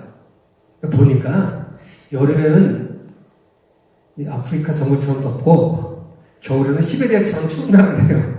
사실 인간이요 영하 10도 이하 넘어가면 영하 10도, 영하 40도랑 비슷하대요. 근데 우리 겨울에 10도 예사로 내려가잖아요. 요새는 좀 덜해요. 그래도 자동차로 타고 다니고 난방비도 안 되고. 과거에는요 제가 어렸을 때 그렇게 추운지 모르겠어요. 따뜻한 것도 별로 없고 학교 가도 춥고 달달달 떨면서 하루 종일 요만한 조개탕 떼가면서 공부를 했는데 이 추위에 단련받은 사람 여름에는요 또 얼마나 덥냐. 제가 아리조나에서 몇 년 살아봤습니다. 아리조나 더운지 여러분 다 아시잖아요. 미국에서 제일 사막 지역이니까. 여름에 40몇 도까지 올라가요. 그런데 제가 아리조나에서 그때 이제 교환 교수로 1년 가까이 있었는데, 여름에도 골프 칠 수 있어요. 신기하죠? 근데 거기 건조해가지고, 그늘만 들어가면 시원해요. 싱글 디지트예요, 그 습도가. 그러니까 여름에도 전 낮에도 쳐봤어요. 낮에도요 우산 쓰고 차 타고 카트 타고 그리고 이렇게 뭐 주로 이제 아침에 치죠. 해 뜨기 전에 해 뜨기 전은 아니고 새벽 한 4시 반 5시부터 9시까지 괜찮아요. 오전에 해가 이렇게 쨍쨍해요. 그리고 이제 보통 샤워하고 이제 일과로 들어가죠. 아무튼 아리조나에서 이렇게 골프를 쳐봤는데 칠만해요. 근데 한국에 와가지고 이제 7, 8월에 골프를 한번 쳐봤거든요. 죽어도 못 치겠더라고요. 땀이 계속 쏟아지는데 야, 또 자기 돈 내고 이 미친 짓을 왜 하나 싶더라고요. 다시는 그걸 안 쳐요. 저는 골프 끊은 지 10년이 넘었습니다만. 이제 미국에서 이제 거기 싸니까 골프가 그래서 쳐봤는데 그래서 제가 느꼈어요. 한국의 여름이 정말 견디기 어려운 날씨구나. 뭐 아프리카 밀림보다 낫겠죠. 동남아요 뭐 이런 나라보다는 낫죠. 그러나 한국의 여름은 습도가 높아서 정말 살기 어렵습니다. 그래서 이 대한민국 사람들은요 아프리카 중동 사막지대에 가서 그 공사를 할 수 있고 시베리아 가서도 공사를 할 수 있는 유일한 민족이라고 합니다. 아무튼 이 중동에 가서 이렇게 놀라운 외화를 벌어오게 되죠. 뭐 여기에 또 얽힌 얘기 재밌는 거 많아요. 그리고 여러분 사만기업 얘기도 아시죠? 공기의 달성을 하려고 했는데 그걸 하기 위해서 밤에 이제 낮에 자고 밤에 횃불 들고 나와서 이제 도로 공사를 하니까 그 국왕이 나와서 그 모습을 보고 감동을 받고 한국 기업들한테 몰아줬다는 거 아닙니까? 뭐 그런 전설. 그 다음에 또 이제 월남전에서 이 한국 건설 산업이 큰 게 월남전이에요. 미국이 이제 미팔군을 빼겠다 그러니까 미군을 빼겠다 그러니까 이제 우리 박정희 대통령이 이거 빼지 마라 우리가 가겠다 그래가지고 미국 참전을 했는데 한국 군인들이 와서 잘 싸워주니까 고마우니까 미국이 동맹국인 한국에다가 항만건설이나 뭐 군항건설에 다 현대건설 같은 게 그때 큰 거죠. 그리고 대한항공도 그때 큰 거고 이걸 다 줬어요. 사실 바이 아메리카 정책 때문에 베트남 전쟁 때 모든 물자를 미국에서 이제 수송을 했습니다. 그럴 때, 이 건설 같은 건 미국에서 할 수가 없잖아요. 그러니까 이제 한국 기업들이 들어가서 한 거죠. 그리고 이제 한국군이 쓰는 물건들을 한국에서 조달을 했어요. 그래서 이제 아이스크림도 그때 이제 뭐 제과도 나가고 뭐 많은 이제 산업들 월남전 때도 돈을 벌게 되는 거죠. 그때 이제 통킹만이라든지 이런 데서 군항 건설을 했던 경험이 있었기 때문에 총알이 밑받치는 전쟁터에서도 항구 건설을 했으니까 그러니까 중동에 나가서 그런 거 다 하는 거죠. 그래서 이렇게 이 위기들을 잘 넘기고 그리고 이제 냉전 체제가 마무리되고 나서는 노태우 정부 때 북방 외교를 해가지고 놀라운 이제 성과를 받게 되는 것이죠. 이런 과정들을 거치면서 한국은 산업화에 성공한 케이스로 세계적으로 알려졌습니다. 저는 마지막으로 산업화랑 관련돼서 한 가지만 더 이야기하면 전두환 정부의 그 공과에 대해서 얘기를 하고 싶습니다. 오늘날 전두환 정부는 이제 5.18 때문에 지금도 이제 시끄러운데 같은 민족 광주 사람들을 쏴 죽인 원흉으로 아주 인기가 없는 대통령이죠. 그런데 반대로 경제적으로는 최고의 평가를 받는 대통령입니다. 사실 그런데 그 과가 이 과에 가려서 공이 인정이 안 되는 거죠. 저는 아무리 박정희 대통령 18년이 성공적으로 했더라도 전두환 정부가 없었더라면 오늘의 한국 산업화는 없습니다. 왜 그러냐면 박정희 정부 때 물가 상승률이 평균 20 내지 30%였습니다. 여기 소비자 물가 등 보시죠. 이게 박정희 정부 때 물가 상승률이에요. 여기 보시면 심할 때 20% 30% 아닙니까? 이거 떨어지는 거는 오일 쇼크 때문에 떨어지는 거예요. 이 두 차례 오일 쇼크 때문에 떨어졌지만 결국 물가는 이렇게 놀라운 속도로 올라갔다고요. 근데 물가 상승률이요. 당시 아르헨티나 같은 데는 3000% 막 그랬어요. 페로니즘에 의해서 퍼주기 하다가 물가 상승률이 그렇게 올라갔거든요. 그래서 꼭 구테타 일어나고 아주 한때 세계 8위까지 올라갔던 아르헨티나가 이제 완전히 나라로 떨어지는 오늘날 베네수엘라고 비슷한 나라가 돼버렸죠. 그런데 이 물가라는 게 30%하고 3000%하고 100배 차이인데 뭐 아직 멀었네. 많은 사람들이 그렇게 착각을 해요. 아니에요. 30%와 300%와 3000%다 고놈이에요.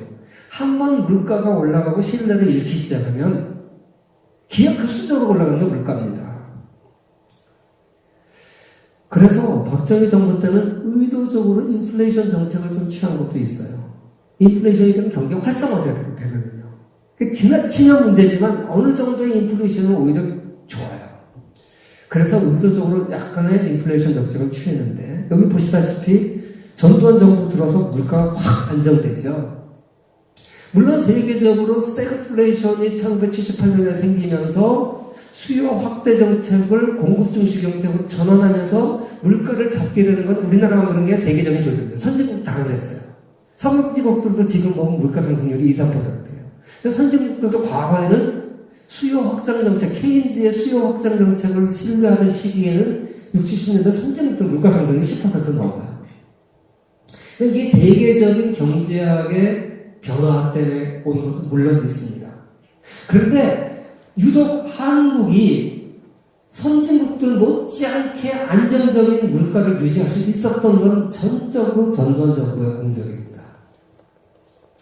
사실 78년에 제2차 오일 쇼크가 일어나고 부마 사태가 일어나고 이렇게 혼란기에 있을 때 우리 정부 내부에서 안정론자와 성장론자가 서로 갈등을 일으켰어요. 경제 기회론이나 이런 데서는 안정화를 이제는 해야 되는데 성장 그만하고 경제 안정화에 주력할 때다 라고 주장했어요. 김재익 수석이라든지 이런 사람들이 그런 안정론자들이었고요. 반면에 상공부라든지 수출을 여전히 해야 되는 부서에서는 무슨 소리냐, 한국은 경제 수출을 해야 성장을 해야 되는 나라다. 그래서 여전히 수출 주도로 나갈 것을 경쟁을 했죠. 그러고 나서 이제 박정희 대통령 시해당하고 전두환 정부가 들어섰을 때 전두환 대통령의 경제 스승을 한 사람이 김재익 수석이에요.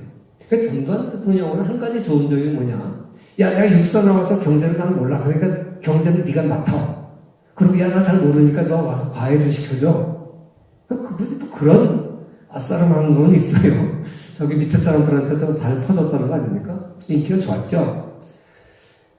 그래가지고 김재익 수석이 안정론자예요. 그래서 매일 전두환 대통령한테 강조한 게 우리가 물가 상승률 20-30% 이걸 그대로 내버려 두면 그 다음에 300% 가는 건 금방이고 그러면 걷잡을 수 없는 수천 %로 갑니다. 그러니까 지금 잡을 수 있을 때 물가를 안정시키는 것이 한국 정부의 가장 중요한 일이라는 사실을 조목조목 노트까지 하면서 매일 아침에 출근하기 전에 집에 가서 경제학 강의를 했어요. 그 전두환 대통령 뇌리 속에는 대한민국은 이제는 안정화 정책을 해야 될 때다. 그러고 나서 이제 우리가 알다시피 50 시절에 굉장히 권위주의적 정부였지 않습니까? 그런데 이 안정화 정책은 모든 사람한테 인기 없는 정책이에요. 돈을 안 푸니까 경기가 침체되고 다 괴롭죠. 그러니까 하는 총재도 와서 돈 좀 풀자 그러고 기획원 장관도 와서 돈 풀자 그러고 전부 그러는데 딱 전두환 대통령이 절대 돈 못 풀어. 왜? 내 선생님이 풀지 말라 그랬어. 그리고 이 김재익 수석이 또 암상 가서 죽어버렸어요. 그러니까 내 스승이 죽었으니까 내가 이제 경제학의 1인자야. 전두환 대통령이 그다음부터는 경제학자니 뭐니 와서 돈 좀 풀자 그러면 무조건 네가 막 경제학을 뭘 알아. 그러니까 그 예비군 교육에도 경제학 교육을 시켰어요. 아니 예비군들을 훈련 받으러 가면 예비군 중대장들한테 경제 안정화 시책 하다라고 그러고 예비군 중대장들이 경제 교육 시켜요. 그래서 온 국민한테 안정화. 그리고 이 전두환 대통령 뚝심이 있어가지고 자기 집권 내내 초지일관 안정화 정책을 취했어요. 전 처음에 전두환 대통령이 이제 5%는 물가를 잡겠다는데 택도 없는 소리라고 생각했어요. 제가 그때 대학원생이었는데 야, 20% 넘는 대한민국에서 무슨 수로 5%를 잡냐? 근데 진짜 잡더라고요. 몽댕이로 때려 잡았어요. 가격 올리는 기업 세무사찰 들어가고. 그러니까 기업들이 가격을 못 올려요. 그러니까 양이 줄어요. 라면의 크기가 줄어. 욕강. 케이스는 똑같은데 알맹이가 줄어요. 흔들어 보면 소리 크게 나요. 그런 식으로 실질적으로 가격을 못 올렸어요. 그래가지고 진짜 물가를 때려 잡았어요. 이렇게. 근데 이게 그때는 인기가 없는 정책이에요. 근데 이 효과가 80년대 후반에 들어가니까 효과를 보기 시작한 거죠. 그래서 한국이 올림픽, 아시안게임 86년에 하고 88년에 올림픽 게임을 했는데 그것이 지원에 가서 무역수지 흑자를 달성합니다. 전두환 대통령이 물러났을 때 뉴욕타임즈에서 전두환 대통령 사진과 함께 한국의 전두환 대통령은 참 불가사의한 인물이다. 보통 대통령은 경제 성장 하나만 달성해도 인기가 치솟는데 이 사람은 물가 안정까지 달성했다. 세 번째, 무역 수지까지 흑자로 돌려놨다. 그 세 마리 토끼를 다 잡은 사람이다. 그런데 인기는 꽝이다. 그래가지고 아주 불가사의한 인물로 세계 언론에 소개까지 됐죠. 그래서 저는 정치와 별개로 경제적 공과를 본다 그러면 80년대 한국이 이렇게 완전히 개발도상국에서 이제 탈출을 해서 선진국의 문턱까지 가게 되는 결정적인 계기는 이 물가 안정이라고 생각합니다. 그리고 이거는 전두환 정부의 그 뚝심 있는 정책, 초지일관한 안정정책, 그것이 나은 산물이라고 생각하고, 이거는 박정희 대통령의 경제개발 못지않게 우리가 평가를 해줘야 되는데 오늘 제대로 평가를 받지 못하고 있습니다. 많은 사람들이 삼저 정책 때문에 그렇다 그래요. 우리가 삼저 정책 다 일일이 설명할 시간이 없어서 간단하게만 얘기하면 석유 가격이 떨어졌고요. 국제 금리가 떨어졌고 원화 가치가 떨어졌습니다. 사실 우리가 외환을 많이 쓰고 있기 때문에 국제 금리가 떨어지면 어마어마한 달러 절약 효과가 있죠. 또 석유를 많이 수입하니까 이것 때문에 달러 절약을 많이 했습니다. 또 엔고에 비해서 엔저 85년에 미국이 프라자 합의를 통해서 엔화 가치를 대폭 올렸어요. 그러니까 우리와 엔화의 환율은 떨어졌죠. 그 덕에 우리가 일본과 똑같은 산업 구조를 갖고 있는 한국이 이제 일본 제품의 대체 제품으로 각광을 받기 시작하고 수출이 폭발적으로 증가하게 되겠죠. 그래서 이 전두환 정부의 경제적 공과를 부정하는 사람들은 이 시기를 얘기할 때 전부 산저 때문에 운이 좋아서 전두환 정부가 성공했지 무슨 소리냐? 너 전두환이 모자랐냐? 이런 식으로 이제 폄하를 합니다. 근데 우리가 보다시피 이 현상은 우리나라에게만 있는 현상이 아니라 세계적인 현상이에요. 근데 왜 한국만 성공했습니까? 그거는 우리가 물가 안정을 달성했기 때문에 가능했던 거예요. 만약에 우리가 물가 안정을 달성하지 않았더라면 토라자 합의에 의해서 엔화가 올라간 거 관계없이 우리도 마찬가지로 별로 효과를 못 봤을 거예요. 일본 제품이 비싸졌는데 한국 제품도 같이 효과가 없죠. 근데 한국 제품은 가격을 안정하고 있고 일본 제품만 가격이 비싸졌으니까 우리가 일본보다 한국 제품이 좀 떨어지더라도 워낙 싸니까 사주는 거죠. 그래서 한국 제품이 많이 팔렸던 겁니다. 그래서 이 선저와 물가 안정에 대해서 말씀드렸습니다. 그 이후에 우리가 알다시피 노태우 정부 때 이제 또 북방 정책으로 세계 한국의 물건이 수출됐다는 긍정적인 효과는 있었지만 노태우 정부 때 우리가 알다시피 민주화 선언이 있었고 이것 때문에 인건비가 어마어마하게 올랐죠. 이때부터 한국 경제가 이제 깨지기 시작한 겁니다. 그래서 이 임금 상승률이 생산성을 상회하기 시작합니다. 이 물가라는 건요, 아니 임금이라는 것은 생산성하고 비례적으로 올라가는 게 정상입니다. 이게 뭐 상식이죠. 사실 좋은 나라라는 것은 사람값이 비싼 나라가 좋은 나라입니다. 선진국들이 다 인건비가 비싸요. 그런데 그게 좋다고 해서 인위적으로 사람값을 올리면 이건 파국이 옵니다. 경쟁력이 올라가서 저절로 사람 1인당 생산성이 올라가고 그래서 임금이 올라가야지 견딜 수 있는 것이지 생산성은 낮은데 임금만 올려줘서는 장기화할 수 없습니다. 한동안은 가능하겠죠. 그 전에 덜 줬던 거를 회복한 것 정도는 가능하겠죠. 그런데 그게 지속적으로 생산성을 상회하는 임금 상승은 불가능합니다. 그런데 과거에 어떤 인식이 지배적이었냐 하면 한국은 노동자들의 생산성에 비해서 턱없이 낮은 임금을 줬다라고 많은 사람들이 생각을 했어요. 서울신여대 박혜선 교수가 연구한 건데 결코 그렇지 않습니다. 한국은 그동안 월급이 낮았던 이유는 뭐냐? 노동 생산성이 낮았기 때문에 월급이 낮았던 겁니다. 노동 생산성이 왜 낮았냐? 그거는 자본 집약도가 낮으니까요. 노동 집약적인 산업밖에 없었으니까. 사실 생산성이라는 게 결국 어디서 나옵니까? 자본 집약도에 따라 나오는 겁니다. 노동자 1인당 자동화 장비가 많으면 많을수록 생산성이 높아지는 거예요. 그러니까 노동과 자본은 서로 왼수가 아니라 동료입니다. 동료. 자본 장비율이 올라가야 노동 생산성이 올라가는 거죠. 과거 60년대 한국의 자본 장비율은 턱없이 나갔습니다. 전부 사람 손으로 했어요. 생산성이 높아질 수가 없죠. 지금 터널 뚫을 때는 터널 보링 머신이 지나가면서 뚫지만 옛날에는 다이너마이트로 폭파시키고 꼭대기로 깨가지고 들들들들 하면서 드릴로 파고 이랬을 때 무슨 생산성이 있겠습니까? 그러니까 과거에 한국에 임금이 낮았던 건 생산성이 낮아서 그런 거예요. 그런데 마치 87년 이후에 그동안 노동자들이 제값 못 받았으니까 이제 그 보상을 받아야 된다. 그런 인식이 팽배해지면서 임금 인상률이 확 올라갔는데 결국 저 빨간 게 임금 인상률이고 파란 게 노동의 한계 생산성인데 그걸 상회하게 되니까 한국의 경쟁력이 떨어지기 시작해서 잠재 생산력이 한국이 떨어졌습니다.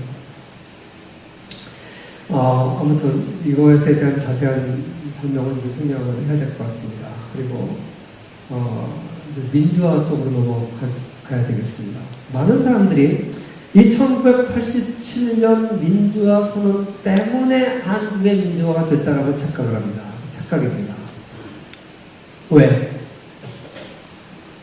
아까도 얘기했지만 한국은 분명히 산업화와 민주화를 동시에 성공한 드문 나라입니다.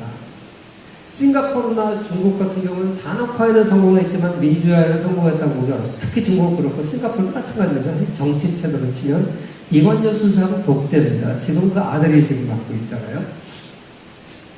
반면에 민주화는 성공했지만 산업화에 실패한 대표적인 나라가 필리핀이죠. 과거에 필리핀은 일본 다음으로 아시아에서 잘 사는 나라였고 아시아에서 최초로 고속도로를 건설했던 나라였고 한국의 장충체육관이라는 원형 건물을 지어줄 정도의 기술력을 가진 건설 기술을 가진 나라였습니다.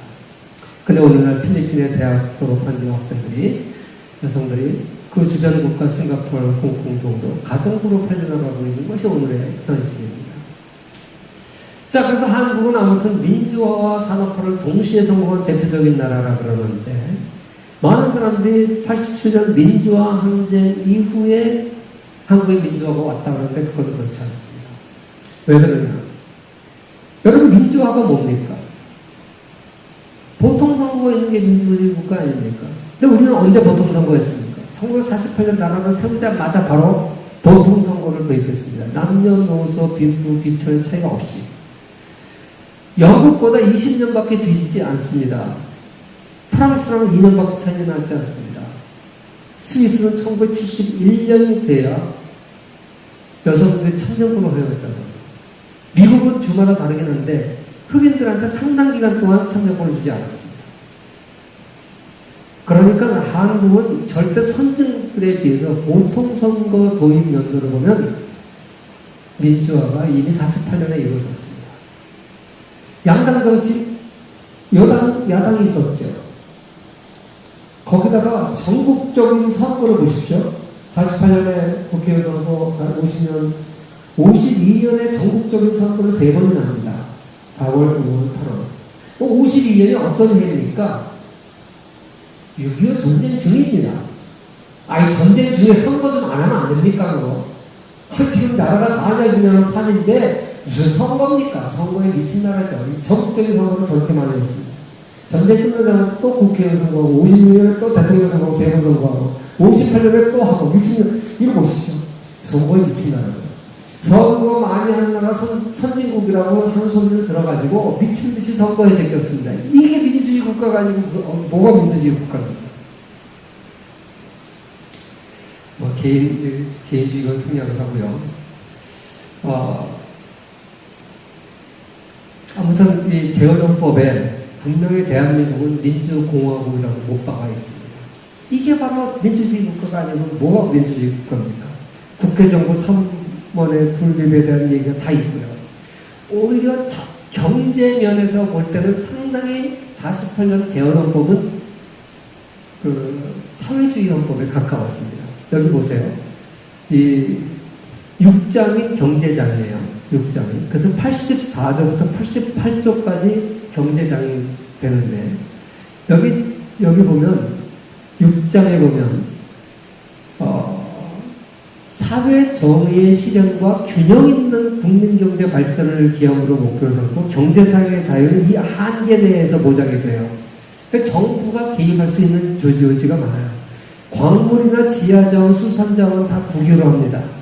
이 미국의 법은 땅 밑에 있는 지하자원은 개인 겁니다. 그 땅의 주인 겁니다.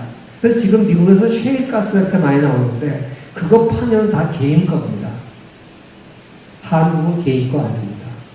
지상을, 토지를 갖고 있는 사람의 권리는 몇 미터가 한정이, 그거까지만 낼 거고, 한 1km 밑에 있는 지하자원은 내 거 아닙니다. 땅 주인 거 아닙니다. 그럼 여기 보시면 더 국유로 한다고 되어 있죠. 대외 무역은 국가 통제한다, 준다 그랬습니다. 사형 기업을 정부가 국유로 할 수 있게 되어 있었습니다. 여기 보면 그런데 이렇게 재헌헌법은 사회주의적 요소가 많았습니다. 그 이유는 세계적으로 사회주의가 유행했기 때문에 그렇습니다. 그런데 6.25 전쟁이 끝나고 나서 비로소 한국은 아까 6.25 전쟁 때문에 정체성이 확립됐다고 했죠. 6.25 전쟁 끝나고 나서 국가 통제 기준을 완화해서 전기, 수리, 수도, 가스 이런 것만 국가가 하고 나머지는 민간이 할 수 있도록 해줍니다. 그리고 정부가 마음대로 민간기업을 통제하지 못하게 법을 바꿉니다. 그리고 62년에 유신헌법에 근로자의 이익분배 균점권을 삭제합니다. 이익분배 균점권, 요새 많이 들어보죠. 동반상생하고 비슷한 거죠. 기업이 이익을 많이 보면 초과이익 환수하고 비슷한 겁니다. 근로자들한테 이익을 나눠주라. 이게 법으로 돼 있었어요. 근데 이거를 갖다가 삭제를 하게 됩니다. 그러면서 이렇게 많은 사람들이 유신헌법과 5공화국을 거치면서 많은 독재가 심화됐다고 생각하는데 그렇지 않아요. 오히려 정치적으로는 권위주의적인 요소가 많이 들어온 건 사실이지만 경제적으로 보면 이렇게 상당히 민주주의, 자유주의 시장경제 쪽으로 과거했습니다. 그러니까 6.25 전쟁 직후에 미국의 권유를 받아서 이승만 정부가 그렇게 했고, 그리고 박정희 정부로 가면서 경제 영역에서는 점점 자유화 정책을 실시를 한 거죠. 그리고 이제 5공화국 헌법 때 중소기업을 보호하고 소위 말하는 경제 민주화 조항이 이때 들어왔던 것이죠. 그래서 우리가 과연 그러면 그동안 1987년 이전의 헌법이 독재 정부였느냐? 독재라는 것은 북한과 중국이 독재인 것이지 우리같이 야당이 있는 건 독재가 아닙니다. 권위주의적 정부라고 하는 것이 맞죠. 그러니까 우리는 이 공산주의식 독재와 소위 말하는 싱가포르나 한국이나 대만이나 말레이시아나 이렇게 장기 집권하는 권위주의적 정부는 구별을 해야 됩니다. 그 나라도 다 장기 집권했고 권위주의적 정부예요. 박정희 정부도 마찬가지고요. 이걸 독재라고 부르기도 하지만 엄밀한 의미에서는 공산주의 독재는 다릅니다. 그러니까 우리가 용어를 쓸 때 권위주의적 정부가 더 옳은 용어를 쓰죠. 그래서 저는 결론을 이제 얘기를 하면 정치학자고 헌법학자인 레벤스타인이 헌법 규범과 헌법 현실의 일치 여부에 따라 세 가지로 헌법을 구분하는데 규범적 헌법과 명목적 헌법과 장식적 헌법이라고 표현을 합니다. 이게 어떻게 다르냐면요. 장식적 헌법이라는 건 북한 헌법 같은 거예요. 중국이나. 거기서 민주주의 얘기를 해요. 선거한다고 해요. 왜 장식이죠? 말만 그렇지 실제 무슨 거기가 선거를 제대로 하겠습니까? 그러니까 그런 게 장식적 헌법이고요. 명목적 헌법이라는 게 뭐냐면 헌법에는 자유민주주의를 얘기하고 있는데 정치 현실에는 이해 미치지 못하고 권위주의적 정부 형태로 운영되는 거예요. 바로 박정희 정부 때 이랬고 전두환 정부 때 이랬습니다. 그러니까 이건 이렇게 비유를 할 수 있어요. 아이가 태어났을 때 태어나자마자 성인으로 태어나는 것은 아담밖에 없습니다. 인간은 유아기를 거치죠. 우리나라가 처음에 헌법을 만들 때 일본 헌법을 갖다 베꼈어요. 그리고 헌법 끝에 뭐라고 되어 있냐면 여기에 규정되어 있지 않은 건 일제시대 때 만들어진 그 헌법을 그대로 준용한다 그랬어요. 그러니까 우리 근로기준법, 전태일이 분신자살할 때 왜 근로기준법을 따라오지 않았냐라고 하면서 분신자살을 했는데 그 근로기준법이 언제 만들었냐? 1952년 6.25 전쟁 중에 공산주의자들의 세력에 대한민국을 지키기 위해서 일본 헌법을 갖다가 일본의 근로기준법을 갖다 베낀 거예요. 일본은 이미 2차 세계대전 때 항공모함을 만들 정도의 산업화가 된 국가입니다. 그 나라의 근로기준법과 우리나라가 1952년도에 근로기준법이 맞지를 않죠. 우리 옷에 도무지 맞지 않은, 현실을 맞지 않은 옷입니다. 그러나 법을 만들 때는 처음부터 이렇게 나쁘게 만들 수는 없는 거예요. 처음에는 좋은 법을 갖다 베껴놓는 거예요. 그러나 그것을 현실이 따라가는 데까지 세월이 걸립니다. 성인이 될 때까지 인권은 있지만 성인이 될 때까지 부모의 보호에 있지 어느 정도 따라갈 수밖에 없는 거 아니겠습니까? 그래서 우리는 상당한 기간 동안 명목적 헌법 상태로서 근로기준법이 있었지만 근로 현실은 그 법을 못 지키는 게 사실이었습니다. 그 젊은 전태일이 왜 법을 안 지키냐 말은 맞죠. 말은 맞습니다. 틀린 얘기 아닙니다. 그리고 자기의 목숨까지 자기 옆에 있는 그 사람은 사실 기술자예요. 저임금 노동자는 아닙니다. 저 옆에 있는 불쌍한 여공들을 생각해서 이렇게 의문에 찬 젊은이들이 있을 수 있습니다. 뭐 그런 사람도 드물죠. 그러나 그 젊은이가 몰랐던 것은 뭐냐? 우리나라가 아직 경제적으로는 그 근로기준법을 지킬 수 있도록 성숙한 경제가 아니었다는 사실을 그 젊은이가 모를 수 있습니다. 그 젊은이의 잘못은 아니라고 생각합니다. 그런데 헌법도 마찬가지죠. 그 시기에는 우리가 정치 현실에 미치지 못했습니다. 그럼 규범적 헌법은 뭐냐? 헌법에서 선언하고 있는 것을 현실에서 그대로 실천하는 것. 이게 규범적 헌법입니다. 그러니까 87년 민주화 항쟁은 어떤 의미를 지니냐면 이 명목적 헌법의 단계에서 규범적 헌법의 단계로 들어가는 시점이 87년인 것입니다. 그래서 대한민국의 민주주의는 1948년 건국과 동시에 시작됐습니다. 단지 우리가 명목적 헌법 단계에 있었기 때문에 그걸 실천에 옮기지 못했다가 87년 이후에 실천할 수 있는 규범적 헌법의 단계까지 들어간 거죠. 그래서 87년 민주화는 헌법의 규범적 헌법화 이렇게 말을 할 수 있습니다. 결론을 내립니다. 제가 오늘 짧은 시간에 이렇게 강의를 하다 보니까 나라 세우고 건국하고 산업화하고 민주화 이 세 가지를 참 설명하기 어려운데 거기다가 또 제가 기독교 얘기도 좀 하고 제 개인 얘기도 좀 하고 역사관까지 얘기를 하다 보니까 짧은 시간에 다 충분히 얘기를 하지 못했습니다만 마무리를 좀 짓겠습니다. 경영학의 대부, 현대 경영학의 아버지라고 불리는 피터 드러커는 한국은 부전 자본이 없는 후진국이 산업사회로 도약한 대표적인 사례로 한국의 놀라운 경제 성장을 제외하고는 20세기 경제 발전사를 논할 수 없다. 이런 얘기를 했어요. 저는 정말 대단한 찬사 아닙니까? 세상에 이런 찬사가 어디 있습니까? 토마스 사전트, 2011년에 노벨 경제학상 수상자입니다. 저는 이 사람이 쓴 거시경제학 책을 가지고 박사과정에서 공부했는데 이분 칠판에 써있는 걸 자세히 보십시오. 수학 공식입니다. 전부. 이게 적분방정식입니다. 제가 저 책을 공부할 때 머리가 빠개지는 줄 알았어요. 문과이기 때문에 적분방정식 배운 적이 없는데 미국 가서 박사과정 가니까 거시경제를 적분방정식으로 풀더라고요.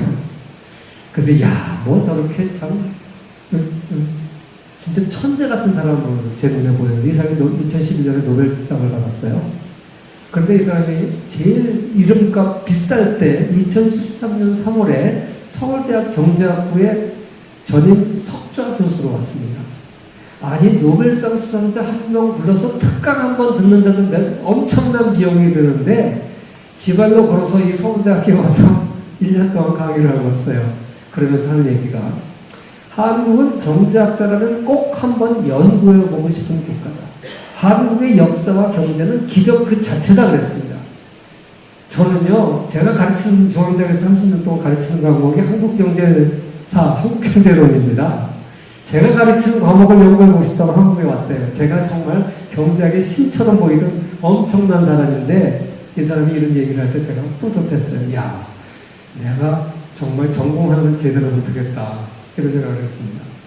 정말 우리 한국의 경제 발전은 세계가 기적이라고 부르는 겁니다. 근데 오늘날 이거를 부정하고 한국은 태어나지 말았어야 될 나라라고 하는 인식을 가진 사람들이 있고 또 그런 사람들이 오늘날 경제, 정치 전체를 주관하고 있는 현실이 참 저는 가슴이 아픕니다. 우리가 앞으로 지금까지 그렇게 이만큼 왔으니까 성공하겠지. 아닙니다.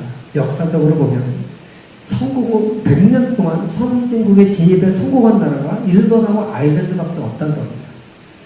어떤 사람은 이 두 나라는 원래 선진국이었기 때문에 후진국에서 선진국으로 된 사람은 한 나라도 없다는 사람도 있습니다. 좌절했던 국가들은 많습니다. 아르헨티나, 브라질, 포르투갈, 체코, 쿠웨이트, 사우디 이 나라들은 좌절된 국가로 유명합니다. 글쎄, 포르투갈은 과거에 분명 선진국이었어요. 지금 선진국이 아닌지는 저도 잘 모르겠습니다. 한국이 과연 역사상 유례 없이 식민지 국가에서 정말로 명실공히한 선진국 국가로 될 것인지 전 누구도 모르겠습니다. 물론 세계에서 지금 현재 한국을 선진국으로 인정하고 있습니다. 그러나 이 경제라는 것은 유리 같아서 만드는 데는 오래 걸리는데 깨는 건 한순간입니다. 그걸 우리가 아르헨티나나 베네수엘라에서 잘 봤습니다. 소련도 보십시오. 과거 G2 국가로 미국과 어깨를 나란히 할 강대국이었지만 오늘날 러시아의 GDP는 우리 한국하고 비슷합니다. 석유 가격이 오르면 우리보다 조금 커지고 석유 가격이 떨어지면 우리랑 비슷해집니다. 그게 러시아의 오늘의 모습입니다. 경제는 하루아침입니다. 나머지 자세한 이거 한 가지만 얘기할까요? 많은 사람들이 자원이 많아야 잘 산다고 생각하는데 오늘날 경제사학자들은 자원의 저주를 얘기합니다. 자원 많은 나라 치고 잘 사는 나라 드물어요. 오히려 미국이 아주 예외적인 나라입니다. 보십시오. 베네수엘라 석유 위에 동동 떠있는 나라입니다. 그런데 지금 망했어요. 왜? 자원이 많으면 그 사회 엘리트들이 창의력을 발휘하기보다는 저 기존의 자원 농갈라 먹는데 전념을 하다 보니까 사회가 망한 거예요. 엘리트들이 다 그런 것만 하고 있으니까. 제로섬 게임에만 뛰어들고 있으니까. 반면에 자원이 없는 나라들이 성장을 하는데 어떤 사람이 이런 얘기를 합니다. 근본 자원은 인간이라는 겁니다. 줄리언 사이먼이 이 인간 자원이라는 근본 자원이라고 하는 책을 썼는데 그 책에서 얘기한 게 바로 이겁니다. 휴먼 캐피탈. 인간이 바로 가장 펀더멘털한 자원이다. 한국이 오늘 어떻게 경제 성장했느냐. 아까도 얘기했습니다만 국제정세 하에서 미국의 도움을 받았고 정말 기적같이 나라를 세웠고 그건 정말 전 믿는 사람들은 하나님의 도우심이라 그러고 믿지 않는 사람은 운이 좋았다 그러고 무엇이든지 간에 그런 팩터 다음으로 중요한 것은 우리 국민은 한 사람 한 사람들이 교육 수준이 굉장히 높았어요. 그럼 열심이죠. 세계에서 두 번째가라면 서로 할 정도로 근면한 민족이라 그럽니다. 그런데 오늘날 한국이 어떻습니까? 이 근본 자원이 전부 공무원만 되려고 그래요. 철밥통만 가지려고 그럽니다. 새로운 신분제 사회를 추구하고 있습니다. 여러분 젊은이들 다 의대 가는 이유가 뭡니까? 정년퇴직 없이 평생 해먹을 수 있는 직업이 보장되니까. 왜 공무원 되려고 그럽니까? 철밥통 때문에 그런 것이죠. 왜 교사가 되려고 그럽니까? 65세까지 정년이 보장되니까 그런 것이죠. 62세인가요 이제?